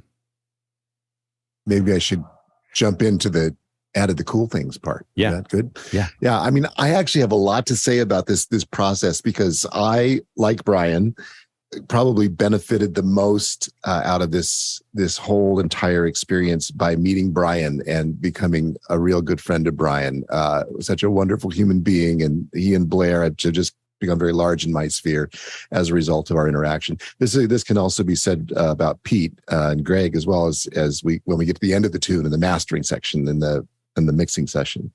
But boy, Bryan and I were really together there a lot in the beginning. And as a musician, it's really hard to listen to MIDI realizations of things most of the time. Most of the time, it's hard to listen to those things because folks just either don't have the samples to do them well or don't know how to do them well. And boy, Bryan made something that sounded awesome and that was really not only easy to work with, but really pleasant to work with. So I even got a little attached to it, to where it was like when we started replacing it with live instruments, I'm like, oh, no, let's not let go of that particular bass drum. I like that. Anyway, it was great to work with Bryan just as a musician and as a person. So when I got the tracks, the thing that was set was Bryan's hook, what we call the hook, and we've now sung this a bunch of times. And that was all Bryan's compositional realization, and it was kind of right from the very beginning. Correct, perfect. This is what it is. This is the only thing it can be. And then for me, I thought about harmonizing it right away. In our band meetings, I'll flesh this out just a little bit, and I hope everybody remembers the story the same way that I do. But there was a moment where Jeff Francis and JJ both, there was this thing where it was like, well, obviously there has to be a middle section, and I was the fiddle player, and this was kind of a shanty type of song. It really had that mug in the hand type of experience. So it's like, oh, there should be a fiddle section in the middle or a solo section or something. I'm like, okay, well, I'll take that on to the degree that I can. And then somebody starts saying, oh, but we need to change meter. We need to have something odd, something very different that comes against that. I'm like, Jeff, JJ, can you sing it? Can you do something for me? And we were starting to look at these ways of handling a shift in the middle of the song. And I don't know, the kind of transposition of duple to triple, duple to triplet, 2 to 3 came into the conversation. And I started to play with that in my mind. And that's how the middle section came to be, because I do have some of my life that was spent inside of Irish music in particular. So the difference between jigs and reels and the kind of the way to play with that is something that I knew a little bit about, at least. So that's where that came from. So most of the tune for me was about building that middle section and also about the harmonies of the song and playing those in. And once I got those in, then the trick for all of us was how to integrate Victor, Tobias, Vienna, everybody who lent their instrumental voice into the melodic parts. And then that was kind of the next part of the process. And if I can chime in, just that serendipity that they were talking about there, in this case, between Bryan and Todd, this happened between all of us, because those MIDI tracks, one by one, were being replaced by what all the different players were playing. And of course, because of that, there's interaction between the members of the band, and there's interactions in the meetings, and there are good times, and there are not so good times. And there are times where we're like, are we going to be able to pull this off? But that is what, to me, the magic of being a part of the Office Hours band is. So I'm just going to do a pitch. If you are interested, we're still here and we're still doing things. And this is where the magic happens. The outcomes, of course, are wonderful. We're working with professionals, but I just wanted to chime in with that before we keep going, because that interaction is what's made us stick around for a year through, delays and me having to tell Alex, yeah, we're not done with that one yet. But it's all worth it because of this same community that's been involved in it. So I'll stop talking there. And but I wanted to chime in with that because it's a pretty important element in my opinion. Yeah, one comment, one question. One comment is that this is where you see the best of making music, which is that you have a bunch of really talented people interacting with each other. You hear a lot about people like, well, I made the album in my bedroom, or I made it by myself, or I did. And you can make a great something, with very few people. But when you find the right mix of people that all, that are coming from the right place and able to interact with each other, you end up with something that's much bigger than than just the parts that a person would come up with. There's probably no single person here that would have come up with the same song. It's the interaction and it's the discussion and it's the riffing that you see. And I love watching that in a studio when you see, like, I've sat and we've streamed some stuff from session artists, and they sit there in a studio and they go, oh, what about this? Oh, wait, now I got an idea. Now I got an idea. Now I got an idea, and when you have really, really talented people interacting with each other that are also in the right space emotionally to do that, you end up with a really great product. And the one quick question for Bryan is that, so Todd's talking about how great the MIDI was instead of what you normally hear with MIDI. What's the secret? So what did you do? What did you do differently than everybody else? So the secret is when you're doing MIDI tracks, there's a thing called quantization, which is to take and make the note land exactly on the beat and exactly on the bar. I use that as little as possible when I'm doing tracks. I play them as if they're being played. A lot of people, they think MIDI sounds horrible. MIDI doesn't sound horrible. The performance is what makes it sound horrible. And so if you keep it loose, because you keep it sounding organic. It's just a piano. Like, I play everything on a keyboard. Pianos have been used for 1,000 years. They don't sound horrible when you quantize them to the wall, unless you're doing like dance music or something where that's part of it. Keep it loose, and that makes a big difference. And then the other thing is to think like the players. So if I'm doing the penny whistle part that we ended up not using, but I pre-recorded a stem for that, you play it so that you leave gaps where a person would breathe who was playing the penny whistle. If you just keep playing straight through, you're going, that can't happen. That's not real. Right. It's an art. It's a total art to doing it well, and it comes from being a musician. It's amazing. Absolutely. So what's next? Maybe we can have Andy and Dale's from our guitar department speak a little bit about some of the stuff that they did, because we had to do some unique stuff once again because of the nature of the music in this one. So Andy, why don't you start, and Dale, why don't you chime in? Sure.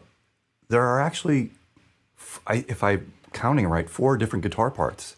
There is, Dale did an acoustic part. I did 2 acoustic parts, and the song's not 100% acoustic. There's an electric part in one of the verses. That, by the way, that came about because the song, every verse was starting to sound a little bit the same to me when we were developing it. And I just keyed off this line about water. And so that's where that kind of, it's actually a harmonic tremolo, I think is what I used on an electric guitar, just for that one part. And I was so happy because Greg came back at me and went, "Oh my God, that's so good, thank you." And I'm like, "Oh, good, I got it right." So anyway, so there's that. And not only are there 4 guitar parts, I believe there are 4 different guitar tunings. Dale can speak to what he did because I don't know. I did my first part in what they call double drop D. So if you think of a guitar with standard tuning, the high E and the low E are both tuned down to D, which really fits in well with this whole Irish thing. And it sounds like, real quick, sounds like this. You can hear it. That's open, and then it's very out of tune right now, but you get the idea. And then the other tuning, which I'll get into after. We can get into this later because it's a little more involved, is Nashville tuning. And Nashville tuning is if you think of a 12-string guitar, there's some octave strings in there, and think of it in standard tuning. It's just there are a bunch of doubled strings, and some of those are an octave higher. You're basically taking the guitar and doing that. That sounds like, here, I won't even plug in the other mics, but that sounds like this. So it's... So that combined with what Dale was doing, we have this nice, amazing glue underneath everything that's playing together. And then the last thing I'll say is that, and thank you, Todd, for this. So the first part I submitted, I did this double drop D, and Todd was like, Andy, there's some intonation problems in there. And I'm like, yeah, I thought so, but I wasn't sure. And because you tune down a guitar string and you hit it, when you hit it, are you hitting, it goes like this, it kind of like does this pitch shift because you're hitting something under tension and then it's releasing that tension slowly. So I wasn't sure, do I tune it so that it hits in tune or ends up in tune? And the answer was that I needed to tune it a little differently so that it ended up in tune. And that fixed that problem. That's probably enough about my guitar parts. Dale, I still don't know what tuning you used. I just made up the tuning, so it's this. So I could do harmonics, and that's part of the song. I played this tuning for most of the song, and then at some point I went to a standard tuning and played some chords. Greg just gave us the chords to play, so we kind of just made up our parts as we saw fit. And, I just made up the tuning, and then I had to figure out how to play the chords that fit into the song. But, that's part of the creative process, trying to figure out how to make things kind of unique to the song.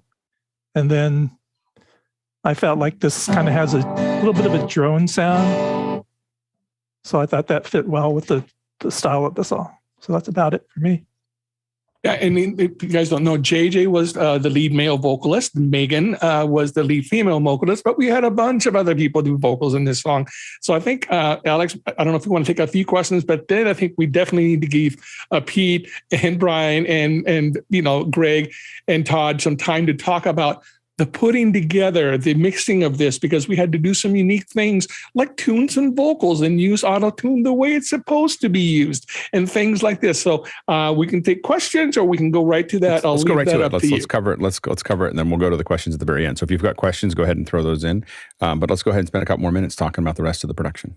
Okay, that sounds great. And also, you guys, we're going to go to after hours after this. So if we don't cover something, we can talk about it there. So Pete, I'm going to have you lead this part of the discussion, but there are 4 people that were very integral into putting that last of that glue that came together. So Pete, take her away.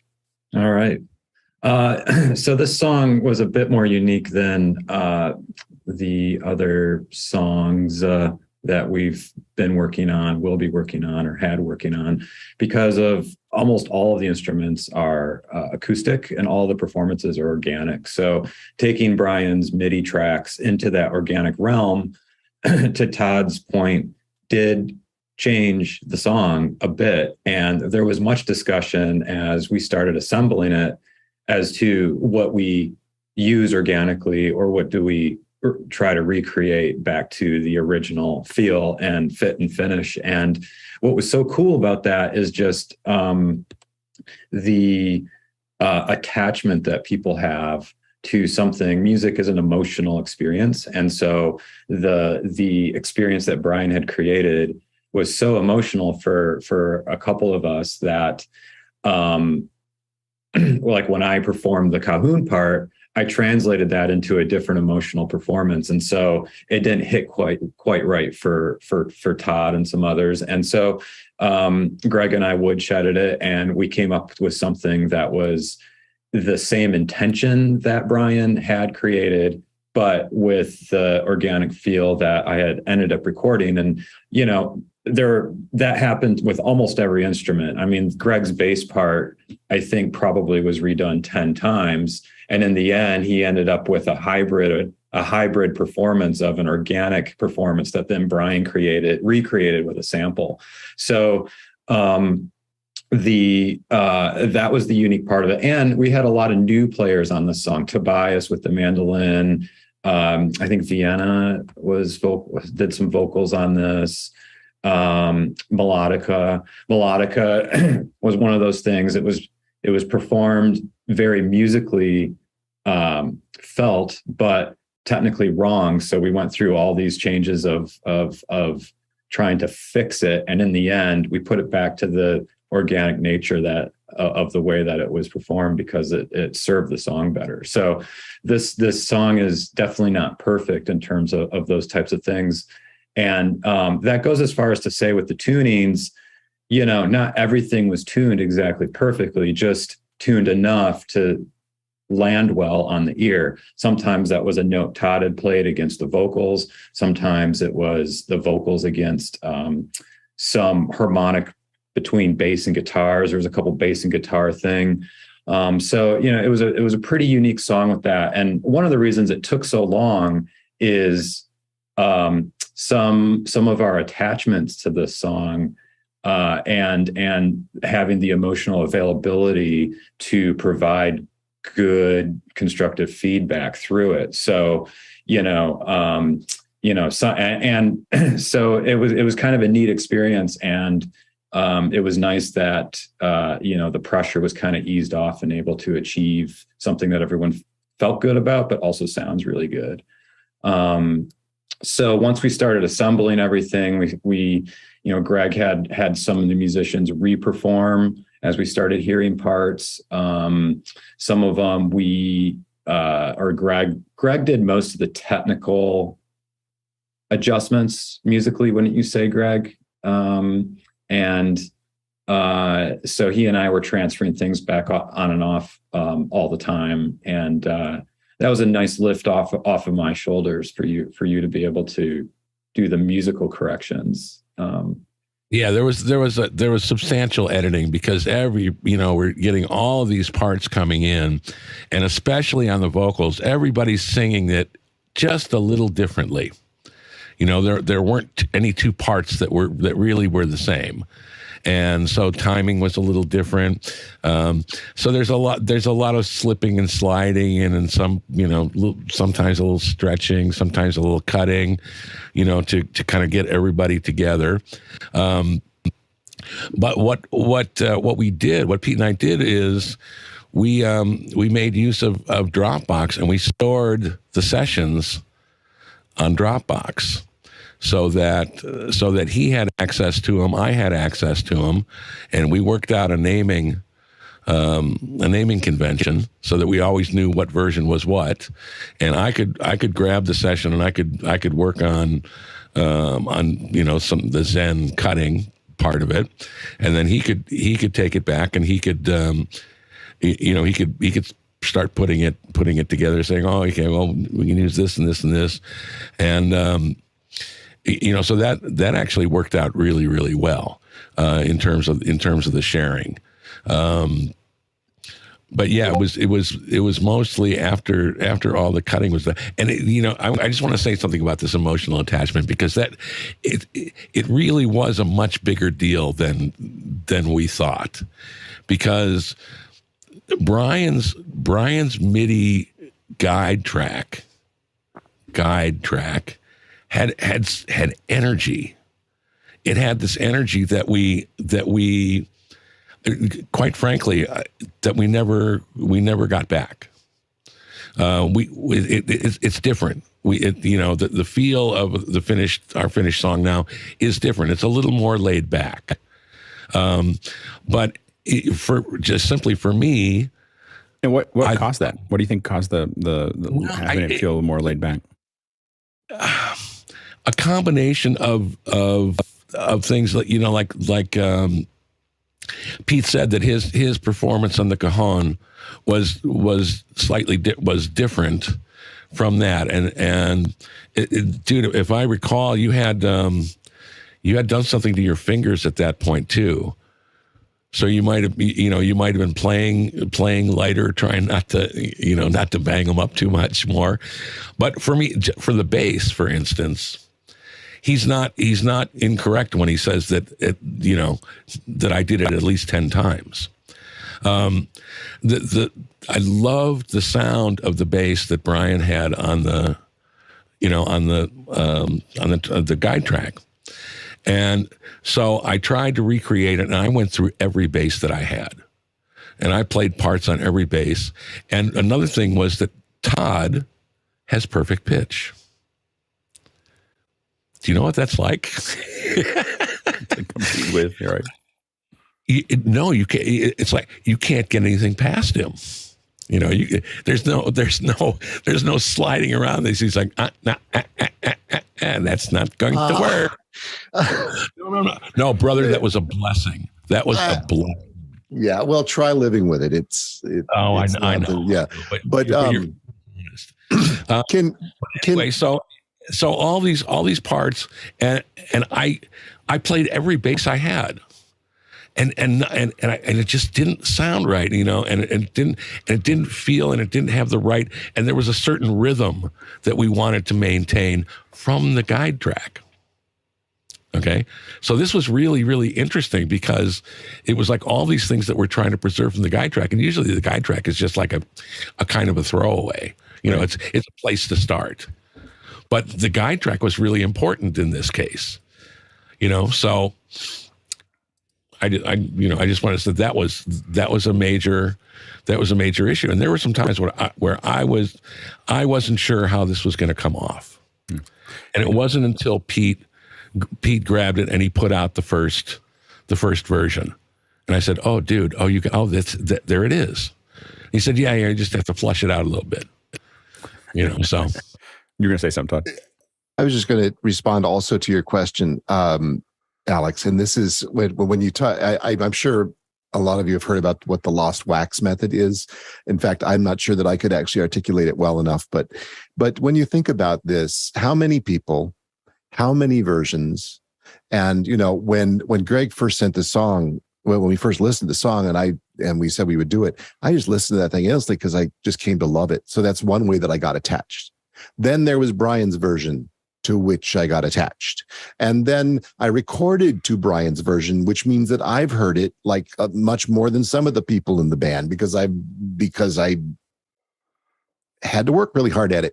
So, so it's, so then I'm hearing it a million times. So, and as far as the pitch thing goes, this is one of the things that is really amazing about, and reflects the goodwill of all the people on this screen and all the people who are not on this screen who worked on the tune. We all speak so richly and kindly to each other. There is really there's no shortage of frankness or realism, but there is so much love in the room whenever any of us are together. And I've never met most of these people. I've never been in the same room with them. So, and I've gotten to know them quite well. So there's that. So there's all these levels of attachment which are different than if you were in the same room with somebody. It's just different. So that's there. And the last thing I just don't want to leave this conversation without shouting out a couple of people and a couple of circumstances that are really singular. Tobias is not here. Never met Tobias.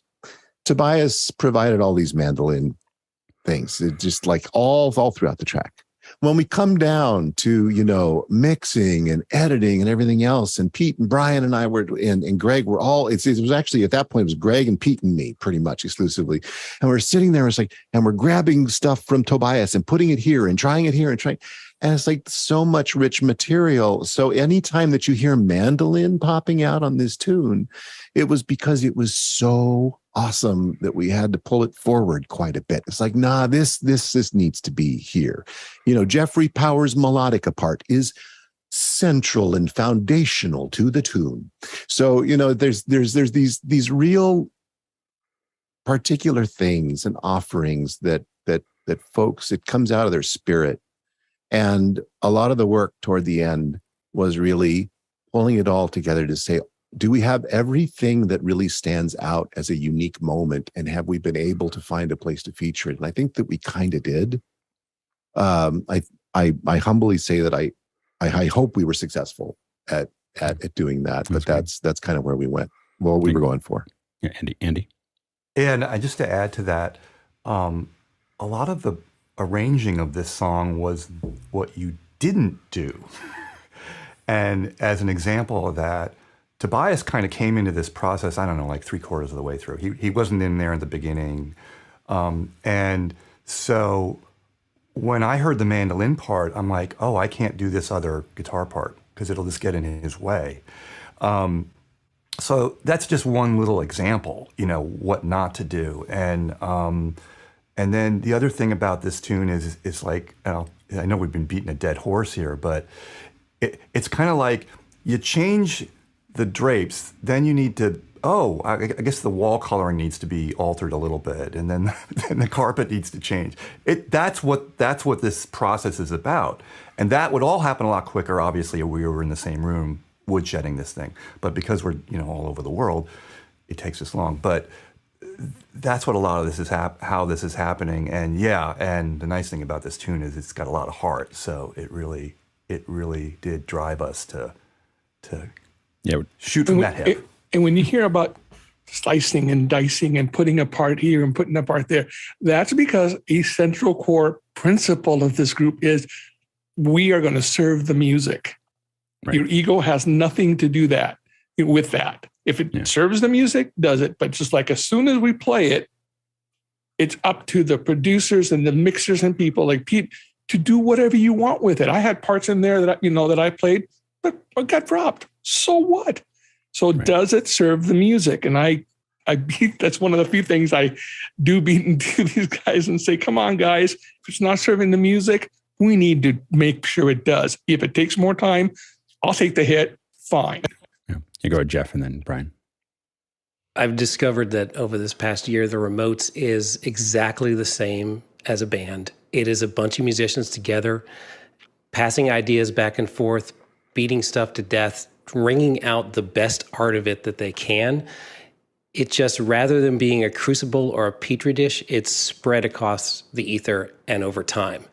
Instead of being all of us in a room for 4 hours, it's all of us around the world for a year, but we're still doing the same process. And what comes out is this great tune. Yeah. To Bryan. So to Victor's point of serving the music, and then to this whole thing, this is kind of a technical thing that some people in this audience might enjoy. Talking about Greg's bass part where he was going, it wasn't quite right, and he tried to rebass. In the guide track, I used the sample of an upright bass, so it was a big upright bass. And Greg, I don't think has an upright bass, so he tried. he tried a fretless, and he tried. Greg's like, now you tell me. Now that's what it was.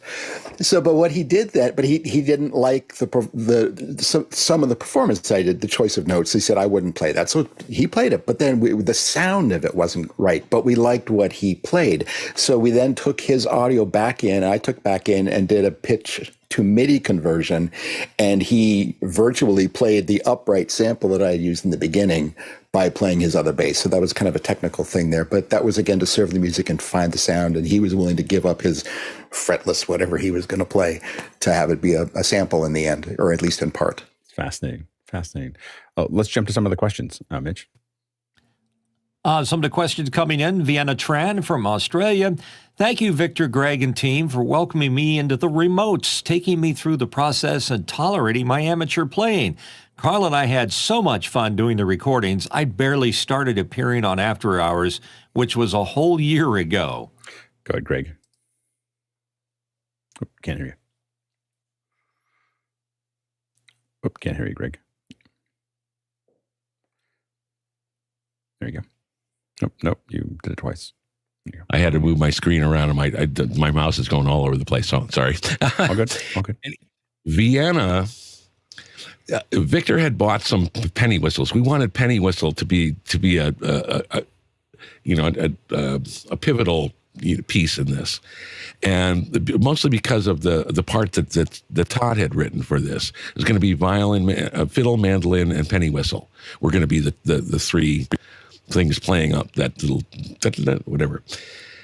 So Victor got these penny whistles, and they didn't quite work out, and he didn't like them. And so Vienna came on board and said, well, I could play recorder. It's like, recorder, really? And so she did a bunch of recorder parts. It's not quite penny whistle, but it's cool. And it mixed really well with Victor's sax parts. And it formed this nice little gel kind of a thing that's in there. And you can't hear any of them really specifically, but it really worked well. And I really want to thank her for doing that stuff. That was great. Go ahead, Todd. I wanted to center in on this sentence from Vienna, from our dear Vienna. Karl and I had so much fun doing the recordings, and got to say, this is my from one musician to all people. This is it. Find something to do and do it. I don't know how many hours I spent on this recording with Logic Open and redoing my parts or jiggering this and that from one place to another. And I lost track of time a number of times. And the fun that can be had by just trying something is unreal. Absolutely. Next question. And a question coming in from Jeff Francis in Columbia, South Carolina. Greg, when conceiving and writing the song, what led to the use of spoken narration rather than traditional singing for the verses? Go ahead, Greg.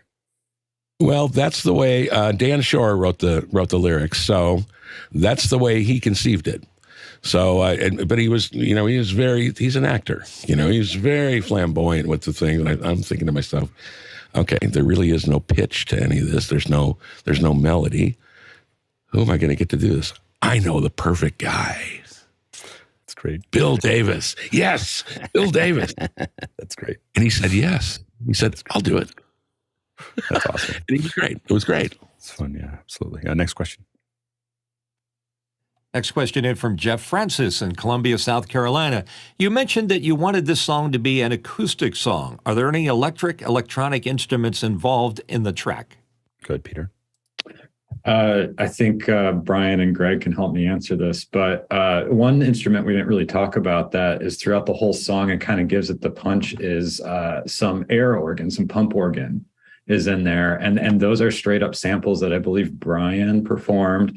And one of the sounds in it is the actual sound of the bellows of the pedal letting out the air. And so on the downbeats, every now and then you can hear a pump organ, the mechanics of a pump organ. And I think it's sort of one of the neat things about the song that, if you listen to it again, be like, oh yeah, right. It's a very good sample of a pump organ. And so that's in the sample, Bryan? It's like they... Yeah, it's actually it's a separate thing. There's the notes, and then you can just play the wheezing of the organ, as it were, and the creaking of the pedals. So I gave them separate tracks, and it's like you can add as little or as much of that as you want. Oh, that's great. Track needs more wheeze. Who needs more wheeze? Yeah, it's like it's the next generation of cowbell. Yeah. All right, next question. Leyland Best from Corona, Michigan. What happened to Bryan Anderson's computer during the production process? Go ahead, Bryan. I'll Evidently answer something that. great. Oh, it was awesome. So we had done the whole thing. I'd done the guide track. Todd and I collaborated. We went back and redid the charts and all this. And I am finishing up the very last chart. I forget what part. I'm sitting on the couch. I'm finishing up the last chart. I've got my laptop, and I have a music laptop, just a machine dedicated to the music software, so don't clutter up with all this other junk. And I shift, and the MagSafe connector, I love MagSafe, but I moved and it came off, and the screen went black. I've been working for hours.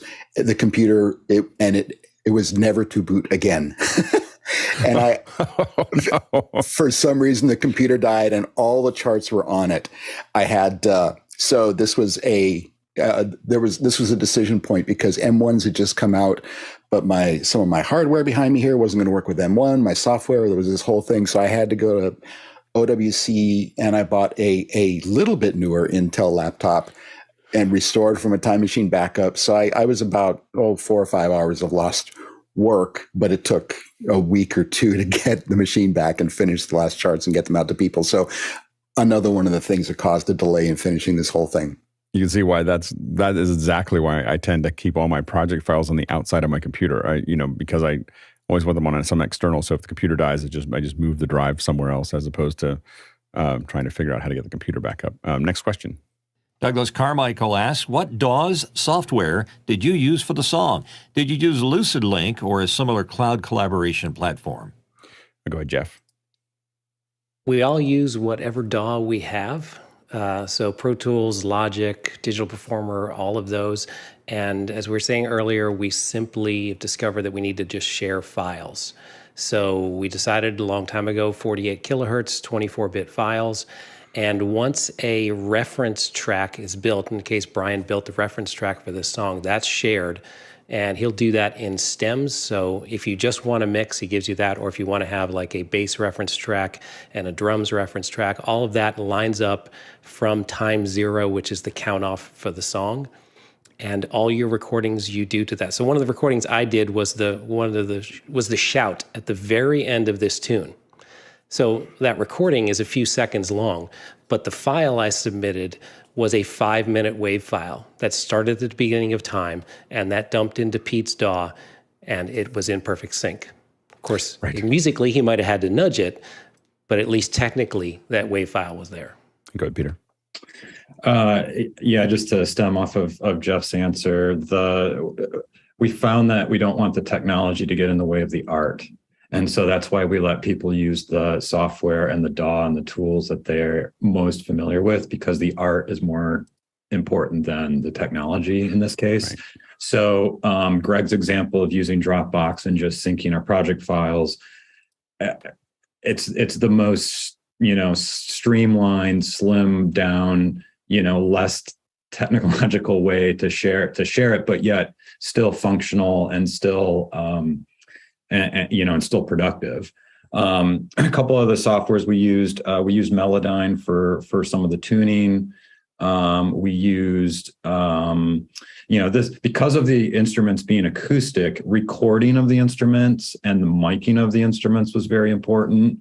So we spent a lot of time with the group on properly miking a mandolin or properly miking the bass drum, which Jeff obviously knows how to do. But in those types of cases, so when it came down to mixing, it required a lot less processing, and if it sounded good, we just left it alone. So we took a more minimalist approach. A lot of times with mixing down, nudging left or right a few milliseconds is the fix, rather than trying to, slap some sort of plug-in on it. So, we kept it simple for the most part, and we tried to keep it as humanistic as possible. And is it getting better? This is like, do you feel like the train is running smoother than it did the first couple? I think so. Go ahead, Pete. Go ahead. No, I think so, mostly because the group and the process is solidified. And we've been through some, up and over some mountaintops all together with feedback and constructive criticism. And so now when someone new comes in, that, vibe is there and that culture is there to be accepted. And, Victor, go ahead. I just also think that each screen is different. And so, we can't cookie cutter this. We take the next song and we look at it and then we say, oh, and it kind of just, it's this organism that grows. And, we definitely have repeatable things like file types and so on. But then there is that interaction, that piece, that je ne sais quoi that you get from those individual Discord discussions, or Todd being able to tell me or somebody, that tune that might be a little bit out of tune. And again, just dropping that ego. All I can say is I'm so happy that I get to work with these people on this screen and people that aren't. Boy, if you're interested, come on in. The water's fine. We're not going anywhere anytime soon. You do have to be patient, and we do have these meetings, and they get a little wacky sometimes. But are you going to learn? You bet you are. That's also part of the thing, is that you get to learn. If you want to do a mix yourself, go take the stems and bring them in. And as a musician, you can practice in your own DAW. So there's a lot of things that we don't talk about here when we're talking about each song that are benefits to being in this kind of thing, whether it's this one or you go build your own. Boy, I tell you, we get to do this. We don't have to, we get to. Courtney. Yeah, question for Pete. Did you end up in Pro Tools for the final mix, and how many tracks did you end up with dragging along? That's an interesting Pro Tools for sure. And the thing about Pro Tools is that it works very well for many different reasons. When it comes to warping, acoustical instruments, it has some very specific tools around that, and Logic will do it as well. My proficiency is more with Pro Tools, so that's what I prefer to use. In this case, Greg also is a Pro Tools expert, so it's kind of like a case-by-case basis. Tracks-wise, I don't have it open right now. It was a lot. The guitar parts were probably double what Andy said. When you listen back again, there's all these little ear candy chops and things that Dale did that I think was under talked about.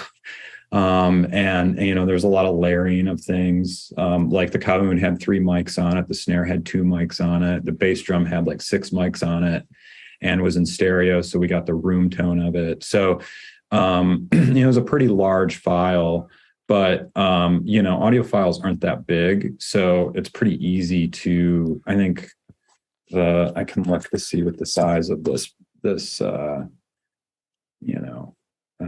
getting info on Greg and I share. It's 37 gigs only. And it has, my Pro Tools sessions, I have 3 version 50s. So and that's version 50, but like version 40 went up to 40-K. So into the letters. Yes. And did you mix it just in stereo, or did you do a 5.1, or did you try and do a surround mix on it? Just stereo. Yeah, we've been finding that the receival of music is less complicated when it's in stereo, and it's a little more. You want to start with a good stereo source if you were going to move it into something more in depth like 5.1, but this one was just stereo. It's funny, I've been thinking about that a lot because I'm playing with some stuff on my own in Logic, and I'm finding it easier to think about it at the beginning of the thing of I want this, because I'm trying something very aggressive, and so I'm thinking about like where all the vocals have to go, that where I want them in surround, and where I want this thing, and it's literally getting composed inside of the 5.1, but because almost everybody does it in stereo and then expands it out. But it's been this interesting thing to think about the song from the 5.1 perspective of I want something to say something over here and then over here, and you're thinking about it as you kind of put it together. Of course, I'm trying to learn all the 5.1 tools at the same time, so I barely know what I'm doing. So it's just something I do in the evening. Anyway, next question. JJ McKenna from Santa Venetia, California, asks Greg, what's the connection to Tron? Greg? The connection to Tron is Dan Shore. Dan Shore played Ram in the original Tron. Yeah, that's great. That's the connection. And last question for the hour. Jeff Francis from Columbia, South Carolina. 4 guitars, bass, mandolin, violins, etc. Has anyone calculated how many individual strings appear on the recording? Go ahead, Todd. 71. I was going to say 408. I was going to say 486. I think it might be 486. No, 71. 70 with all those instruments, and then also when Brian's computer took a dive, we had to do one phone call where I had a can on my end, he had a can on his end. We had this long string from between us, about 200 miles. So that would be the last one. Hey, Alex, before we go, I want to mention 2 things. Yeah. We're going to join after hours if folks have some other questions for about 30 minutes. And also, Leland Best is working on a how it was made video with lots of videos from the meetings. And he did some interviews. And so that'll be coming up, and we'll let you guys know where to play that out too. So I want to thank Leland. He does that work for us all the time and all these things. And there, he said he could put together a whole documentary on it. And I wouldn't be surprised. Go ahead, Leland. Yeah, if I could just interject for a second, I will be there right after the show. I do have a 15-minute clip that if everybody wants to sit and watch the interviews I did with Todd and Pete and Brian, along with some other clips that were taken by the students over at Greg's University that recorded him in session so that we can include that into the behind the scenes. So I anticipate about a half hour, 45-minute docu by the time we're done with this thing. That's great. But right now we have 15 minutes of footage we can show. That's awesome. And I think that the more you can document it, the better, because I think that it's just so fascinating to watch. Not only just any music being made, I find to be fascinating to watch, like the recording process and the layering process, but the way that you're all doing it is amazing, because it's not just, we're kind of hacking something together in our house. It's true professionals assembling something and figuring out a process that makes this actually work. And I think that, we're taking some new ground again, and I think that just what you guys are doing are just amazing, so, and a call out to everyone. I mean, if you're a musician, you want to be working with this crew. Like, you want to be figuring out, it's not just playing a part, it's learning how this process is working. I think that if you have a skill set, I would highly recommend jumping on and just being part of it, even if it's just a part, just being in the machine and seeing how this incredible group is putting this together is a real, people pay a lot of money to figure this kind of stuff out, and so it's a real opportunity and just an incredible group of musicians. And what's interesting about it is a really great combination of musicians, technicians, and people, that you don't see very often. So I would highly recommend it. So anyway, incredible work to everybody. When's the next one? Next week? Are you going to come back for another one? Do we have another one next week? Well, we have another one that the audio is done, but we are going to work on some video for that one. And this one is one that Alex requested a long, long time ago. And that's not the name of the song. So that will be, I hope soon. And then we have 2 more, another original and another one that Jay just producing. So, we're going to keep them coming. And I do say to people, let's make everyone a little different. Let's really stretch the boundaries and take a genre to a song that you would never think of. And we just have fun. It's great. Absolutely. I can't wait. All right. Thanks, everybody. Thanks to our producers for all the great questions, keeping everything moving forward. Thanks to our panelists. Can't do this without you. And thanks to the incredible crew that just keeps on building these shows every single day. It's just really a fun thing that we're putting together here with the music, with the show. It's amazing. All right. Let's go ahead and jump into After Hours and continue this conversation forward.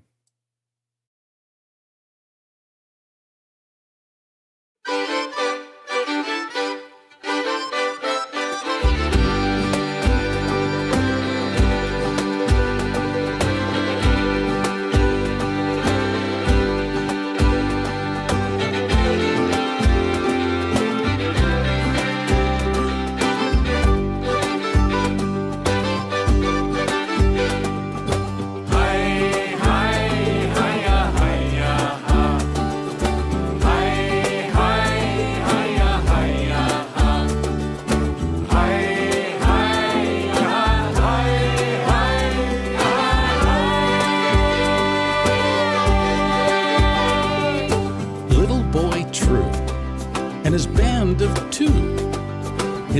dog named Harry and his parrot named Drew sailed in their ding, a raft-like thing, under calm blue skies.